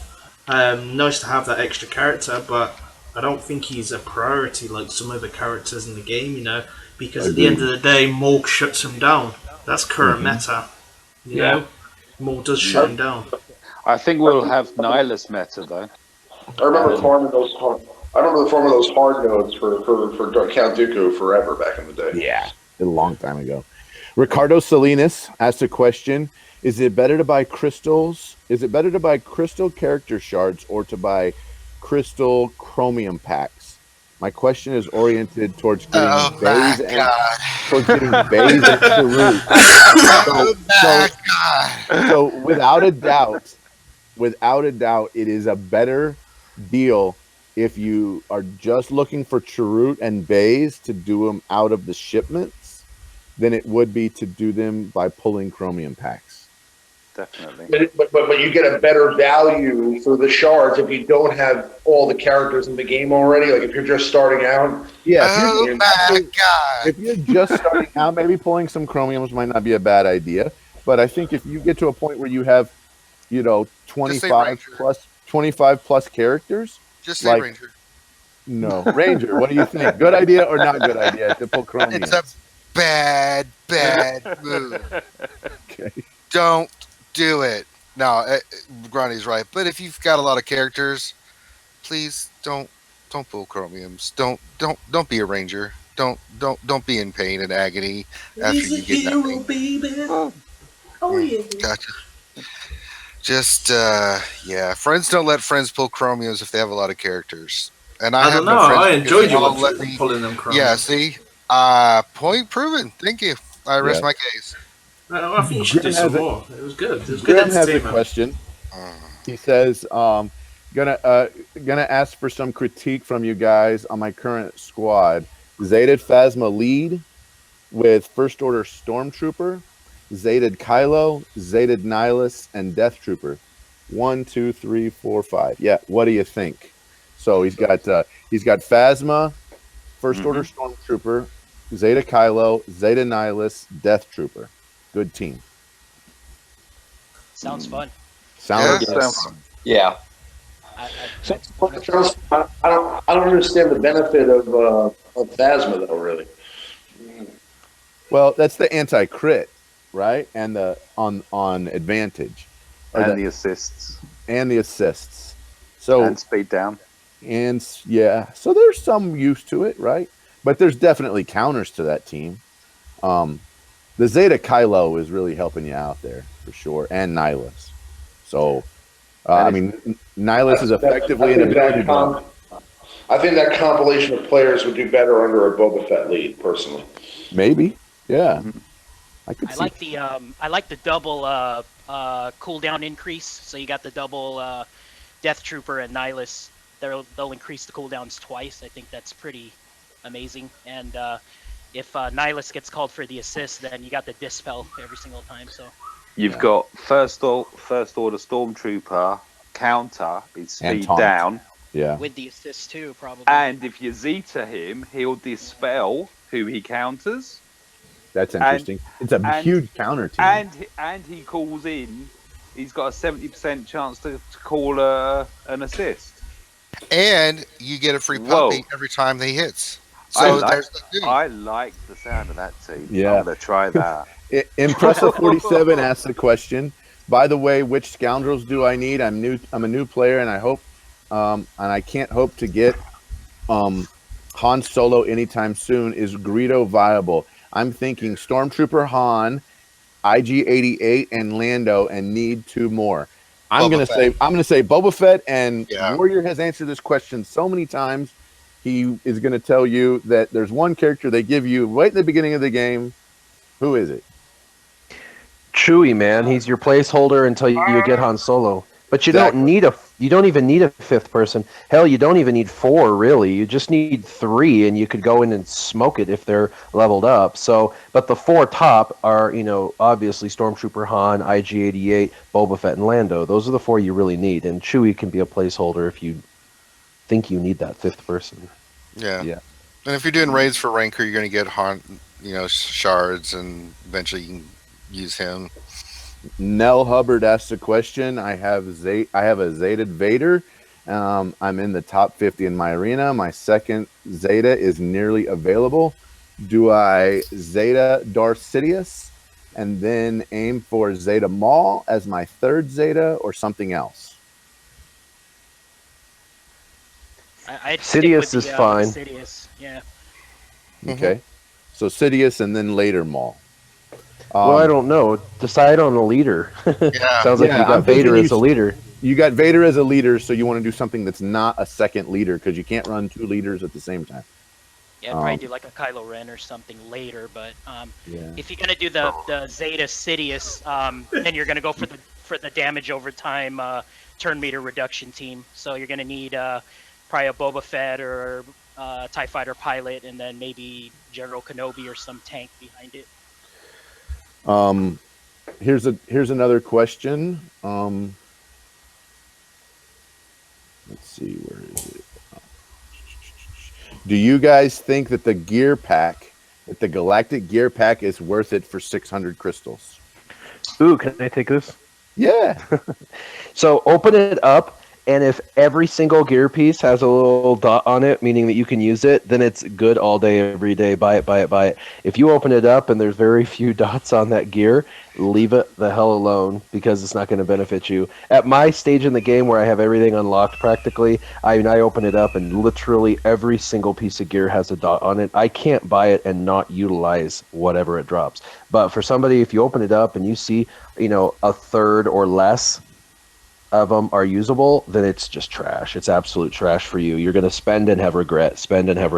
So the other thing is with gear, it drops random and it drops sections. But for the price, 600 crystals, and you get 5 to 8 drops, but let's go 5, and it's 12 pieces on average. That's 60 pieces that is 100. That's 10 times better than farming, and that's if the farming at best case scenario. But you really got to wait till you're more end game for it to be valuable, because early to mid game, what they drop, you're not going to get what you need. I never buy it. Interesting. I just bought one for the fun of it, and I got a full Mark 10 HoloLens from it. Yeah, see, that's what I should be opening instead of chromium When someone packs. tells you to open a pack, you should not be opening chromiums. You should start opening gear packs. That's Ranger, I heard you really like those chromium packs. No, He thought they were delicious. So delicious that he's going to buy them next time as well. No, I'm not. No. So have you got a 14-star Grievous now then, Ranger? No. God darn it, there's only 2 packs, like. I thought he'd done it before. It wasn't his first time. No, this isn't my first time. This is the cornucopia of opportunities that I'm just not buying chromiums. But I will buy the gear. So you guys will just have to accept it. I want the mod one back.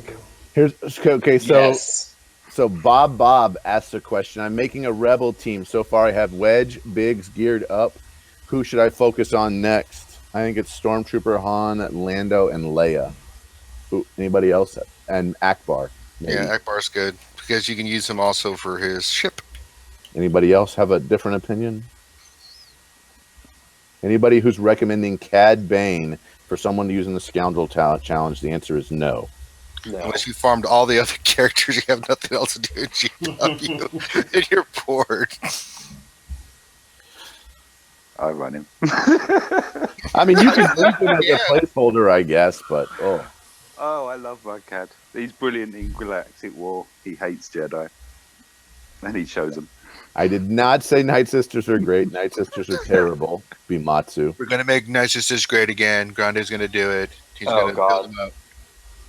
So Octavius Connections, Octave Connection says, "Hey Smithie, even though Vader is the safest Zeta, would you recommend giving him a Zeta if you're not building an Empire team?" Kind of defeats the purpose, doesn't it? No, because you don't need an Empire team to run Vader Zeta, do you? All you need is Vader, Effective, Boba, yeah. say TIE Fighter pilot, because he's going to be quick, or you could use Sidious. Sidious isn't an Empire either.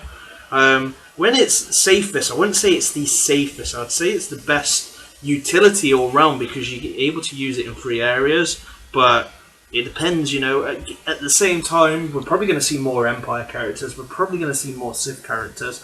You just need to wait for the right one that's going to push Vader back up there, that's more dominant than Maul. If Maul does fall off the kind of like off the edge, and then you may see Vader come back because he's more. I guess it's a circle of life, and I'm going to explain that probably a little bit clearer than how I am. Yeah. And it's a circle of High life. has a question, which is he's from the Furnaces Guild. He asks, Plo Koon can be a counter to the Zal meta. His leadership has a 55% chance to remove stun from each enemy. No, the answer is no. I've tried it and it sucks. Wrong. Awesome, and it did not work. It would be so much better with a Rex lead. It's on paper, it sounds like it would work. In reality, it was terrible. That was my personal experience from that. Anyone else have a different experience? Okay. I think that silence says it all. So, question: would you recommend farming Zetas from the Fleet Shop? This is a question from Yagi Snake. Yes. Yes. Once you've unlocked the challenge, of course. Yeah, Yes, once you unlock the challenge, you got to get to the challenge. But once you do, get a couple of Zetas, and then you can kind of go back and forth. But it's imperative. But put it this way, with the Zeta challenge, a lot of people do say no, it's not worth it because you don't get the shard, you don't get the Zetas, and there's a horrible drop rate. It's random, you could go 2 weeks of getting bad Zetas, but for example, every week I get about 6 to 7 Zetas from it. That saves me 14 days if I was of buying them, or like 13, 12 days, and I get them consistently. I'm not bothered if I don't get them because I do purchase them as well, so I'm kind of hitting 2 birds with 1 stone, and I'm doing the 2-way process. I'm getting them from there, and anything I get from that is a bonus. It's speeding up me buying them, so I don't get upset if I don't get them. I just wait till next time. If I don't get them again, then it's just keep going along and keep buying them. Buying them is the most effective way, but what's going to speed that up is getting them from the Zeta challenge. Tiasolita asks a question. I'm running Zeta Maul with Vader, Savage, Oppress, Emperor Palpatine, and Nihilus. I can get Sidious to gear 10 relatively easily, but my next Zeta is going on Savage. Is Sidious still worth slotting without a Zeta? I don't know who you'd take out of that. You potentially could take Vader out of that team, maybe. I don't know. So that's who I would see. If you're running a Zeta Maul lead, who would you take out of his team? Vader, Savage, Emperor Palpatine, to put Sidious in that team. Take out Vader, put in Kylo Ren. Yeah. Sidious is good. He's better with a Zeta than he is Maul. Like he does the job. He's quick, but I guess that you don't need him in that Maul team. You just don't. He's great if he's Zeta'd, does the job, But again, he's not a staplement. He's not a requirement to make that team work. Maul, Nyla, Sith Assassin, those sort of characters, Savage, they make it work. Sidious and Vader are kind of like your add-ons that you'd put in that team. I think you put the nail on the head there. I mean, I think he kind of does the job, but I don't think his Zeta makes him any kind of like a exponentially great character or anything like that. So, I mean, I wouldn't take any of those people out for Sidious.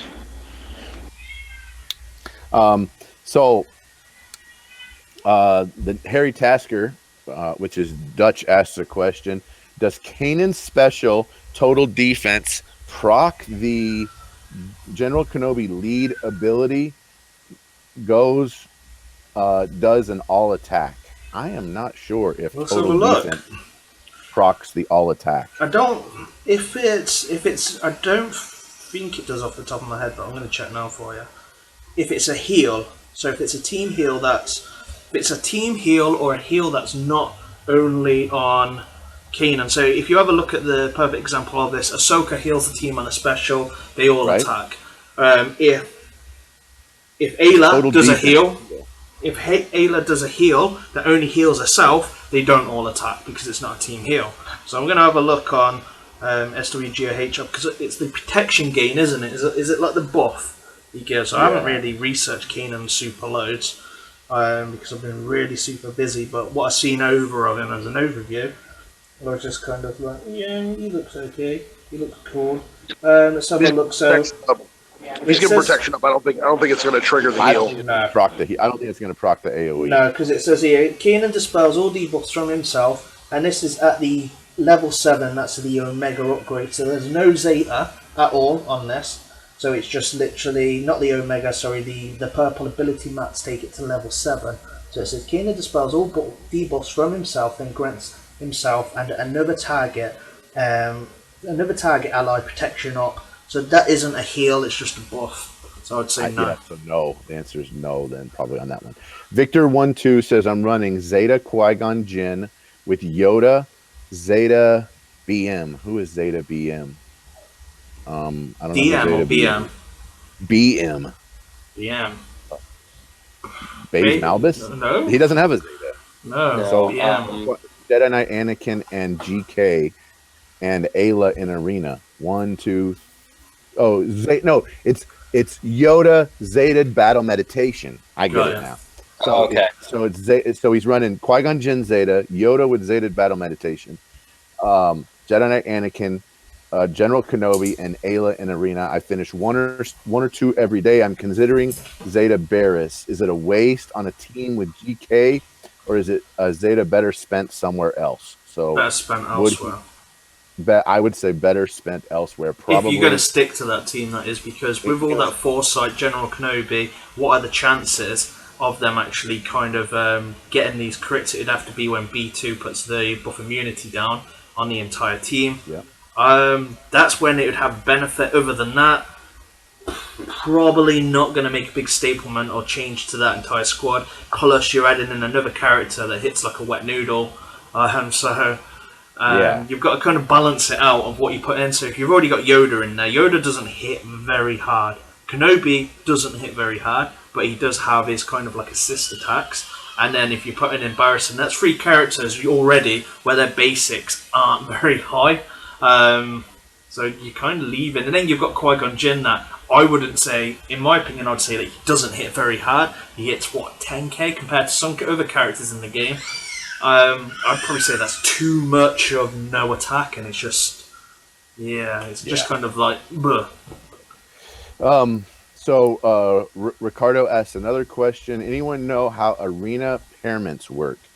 I'm at level 78 and always top 10, but when I went to level 79 2 days ago, my arena now is all level 85 players because that's what I'm fighting now. Your arena server is fixed on like the day you like enter that arena server, so it doesn't change. But it can change though, can't it? They can move you to another They could shard. move him. Yeah, but that's really rare. Yeah, definitely. But I have seen it where players have said that they've been moved. Yeah.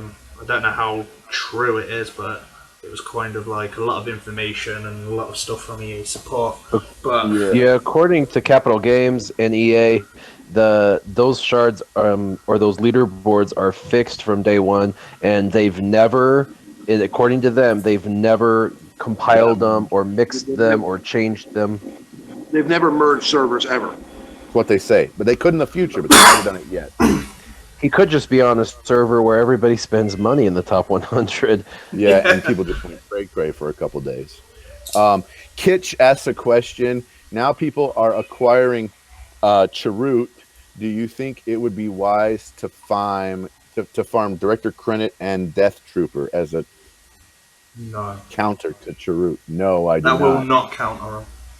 Even though they are rebels, Chirrut and Baze are just too powerful against a team like that, in my opinion. You know, once they're getting that tenacity up, I just think they're powerful. I don't think even Director Krennic counters them. They're just too powerful duo. Then you're free to put whatever you want. So you could have Chirrut and Baze on one, and then you could have Empire, for example. You could have Sith. You could have so much you can do with Chirrut and Baze. It's unbelievable. They can go into a droid team, for example. They could go anywhere. You know? It's literally. I wouldn't farm two characters just to beat them because they can go anywhere. They're going to live on and just live on and live on because their toolkit is just way too valuable. They've got the best of 4 characters rolled into 2, or maybe 5 characters. You know, we've got a bit of Barriss in them, we've got Rex in them. You know, you've got an auto taunter, you've got a cleanser. Yeah, there's too much in them to say that these characters will counter them because they may work. Put 3 DPS characters in. It lets you go, I want to put three heavy hitters that are non-rebels. That are non-rebel because I got Chirrut and Baze sitting over there doing everything else for me. That 2 other you got the pre-taunt from the Shore Trooper. Up from Rex. You have the clan. I mean, what do you not have in that team? And also as well, you have counterattack. You have pretty much everything wrapped into one. It's crazy. Yeah, and then I'd say the Director Krennic combo. Baze is the only character in the game that can dispel from 2 abilities. Yeah. Like he can either dispel you with an AoE or he can dispel you twice. Yeah. Definitely. There is, I would say Director Krennic and Death Trooper will hold a place versus the Phoenix Squad. Yeah. So Tron the Con, I love that name. He says, "How's it going, fellas? How strong is Darth Nihilus Unique Zeta?" Darth Nihilus Unique Zeta. Very strong. It makes him more that he's able to go into any team because he can create his own debuffs half down as well. I believe he's the only. Is he the only character in game or that can put half down on the characters? Like I know the Rancor can do it. Grievous, yeah. Yeah, Grievous can do it, but yeah, I mean Nihilus' unique is pretty awesome. At least in my arena shard. I love it. If you go in full Nihilus, go for it. Yeah, Captain Blackbeard asked the question: is it better to buy 1,400 crystal stun cuffs in shipments when they than it is to refresh and trying to farm them? So should you buy stun cuffs or should you farm them? Buy them. Buy them.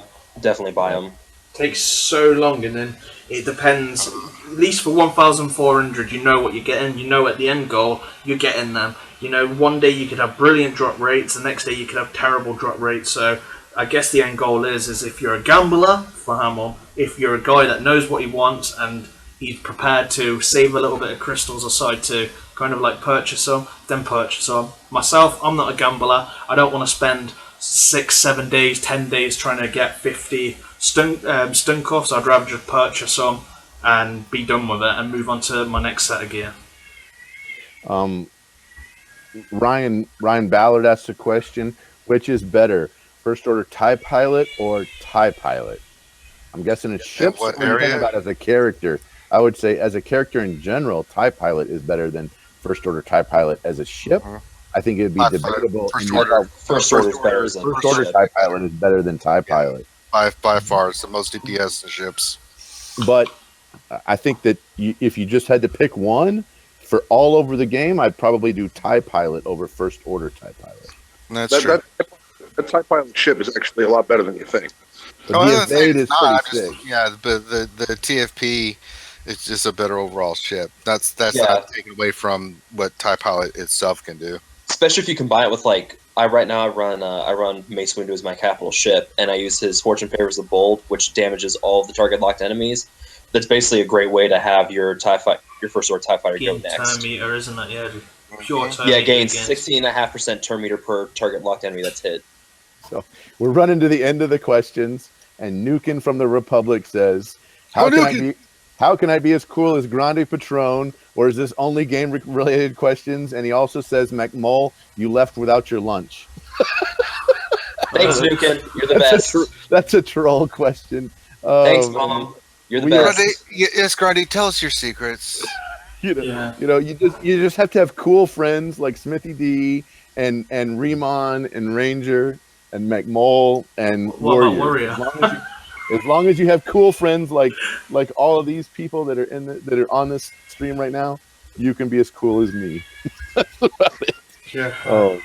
Shave your beard.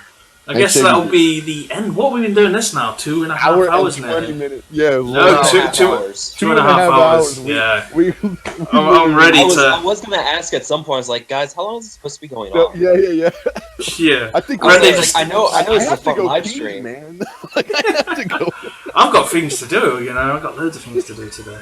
No, I think we're good. Everybody want to, I guess, Smithy, you want to take it over and have everybody do the closing part? Yeah, let's do it. So first off, let's go with a reality Skewed Gamers. Where can we find you? What do you guys do? And what are you doing today onwards?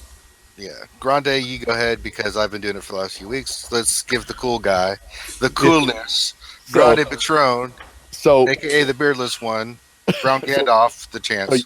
You could find us at Reality Skewed Gamers.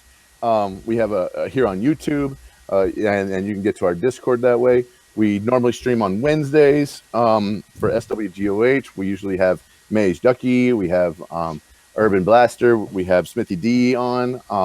We kind of talk about what's new in the game. And then we also have on Sundays, we have a Ship Spectacular with Mage Ducky, where it's everything about ships. We also have on Saturdays, Ranger and I do some quick little videos. And then we also have one in the evening on Sundays, where we kind of have just a free-for-all about different games, just kind of like a kind of whatever, playing new games, whether it's Star Wars or non-Star Wars games. It's a lot of fun. We have a great time. We kid each other and give each other a bunch of crap, especially Ranger giving me crap and me giving Ranger crap. So we would love to have you. We'd love to have you guys hang out with us on Reality Skewed Gamers here on YouTube. Yep, we'll be on tonight at 8 p.m. Eastern, being ridiculous. Yep. Yes.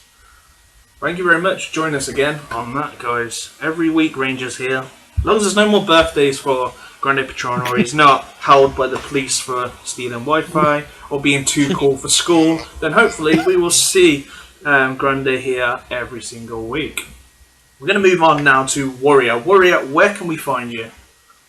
You can find me on YouTube at Warrior from Team Instinct, and I just, putting out usual content. I have a lot of video content. I think the big thing is just I have some staple videos I do throughout the week that are kind of for everybody, and then I have the roster reviews, which are more for my patrons, but I put them on the channel just so, A, people have something to watch throughout the week, and B, that people learn from them. So, if you're not a big fan of the roster reviews, skip them, and if you like them and you want to learn something from them, then watch them. But just remember, I've got lots of other video content coming out throughout the week aside from those as well. Fantastic. And Remon, where can we find you, buddy? Well, you can find me on my YouTube channel. It's at Remon Azab, which is REMONAZAB, and I have tons of videos up there from beginner content to ship content to raid content. So you can find all types of on my channel, and I'm going to be on a podcast later on with some of the Republic guys doing a podcast on, I think, some of the newer stuff that's come out in the game, like Kanan and stuff like that. So you guys could check that out at if it's GOH in is the website. And top of that, we also are going to be starting an Alliance live stream here pretty soon, and I'll be a co-host on that as well. So as soon as I get more details on that, you can find out about it. For right now, you can go to thealliancegaming.com, and you can check out our website, which will give you instructions to come over to the Alliance Discord, where you can join one of our 40-plus guilds, and just come banter with some good old guys, just talking about the game, and get any tips or tricks you'd like to find out, and also, like I said, get some updated information on when the live show is coming out. And as soon as that drops, I'll definitely have a lot of information on that, and I should have a 7-star Nihilus review coming later this week, as well as a couple of ships videos. So get ready to for that stuff as well. And thanks for having me on. Awesome, man. Love it. And love having you here. And next we've got Sir Loki. Hey, what's up, guys? You can catch me. I got a little YouTube channel as well. It's Sir Loki, Sirloki. I mainly do. I got a bunch of arena videos up. If you guys are curious about how the Darth Vader Zeta lead and the Nihilus Zeta leads are holding up against the Zol meta, if you guys are all curious. So check them out. You can catch me on line as well. It's DJ Sirloki if you want to just chit chat about stuff and theory craft with me. Thanks again, Smithie. Yeah, thanks, buddy, for joining in as well. And we've got Mike as well. Hiya, thanks, Smithie. Yeah, I'm working on. I'm doing my solo cantankerous clankers, where I'm just for the entire thing. I'm just running a single character, and they're all. I've done Cup, Mob Enforcer, that sort of thing. Yeah, messing around with. Yeah, they need to be used somewhere. I'm in the process. I mentioned earlier. I committed to the First Order, so I'm in the process of Zetaing.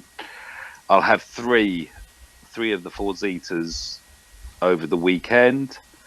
I cover all the bases, so I do my arena, I do Galactic War, I do the mod farming. I'll upgrade mods and stuff, just to show people what's on there. Yeah, and just play the game. Awesome.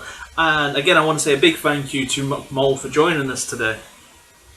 Hey, no problem. Thanks for letting me come on the show. It's been awesome. It has been a long stream. I didn't realise the hours. It's because we normally finish around about this time when the time isn't kind of like changed and stuff. But yeah, it's been 2.5 hours today. But really big thank you. But where can everybody find you, McMullen? What do you really specialise? Just for the guys, I believe everybody kind of knows that you're the clone guy, the clone McMull guy. But the clone god is what they call me. The clone god. Yes, I'll go with the clone god, I guess. You can find me on my YouTube channel, McMull2. Right now, I just got my General Kenobi up to 7 stars, so I'm going to start messing around with him and Rogue AAT. I like to see what he can do there, especially with clones. I don't think it'd be as good as Princess Zodi, but I think he can still do some good work there. I'm also working on a new team that I should have revealed out next week. I can't really say much about what it is, but I'm very excited to try it. I'm having some fun with it so far, trying it out, and I'm really excited to debut it and show everybody what the team can do next week. Cool.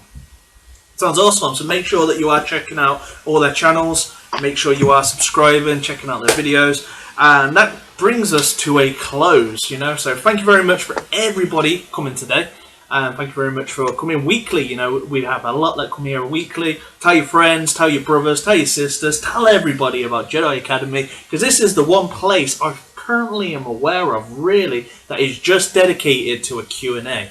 I believe that you've got a new stream coming up, or you're doing a stream. Is that right, Ranger, on Saturday nights? Yeah, that is correct. We will answer questions there, but we can't keep it casual, more than this. We will get into stuff, but we try to do fun things. We did Pictionary one night where I had to try to draw pictures. Make sure you check it out. It's fun. Yeah, Yeah, it's we fun. did have fun. We did the match game. We did a lot of stuff on that, but we do answer questions on there too. So if you do have Star Wars questions, me, Finn, Grande, the crew, we'll all be there to answer questions, and we let everybody join in too that wants to join in. So keep it more of a discussion thing. Definitely. Yeah, I forgot to mention, I am part of that SWGOH in Depth podcast that we'll be having Remon on later tonight. Okay, cool. Yeah, so make sure you check that out as well. So, is that live or is it pre-recorded, or how does it work? Where can they find that, McMull? SWGOHindepth.com. It is pre-recorded. We'll shoot it tonight. The podcast should go up sometime later tomorrow afternoon. Fantastic. Make sure you're checking it out, guys, as well. So, so that is everything. Thank you very much for watching Jedi Academy. May the Force be with you always.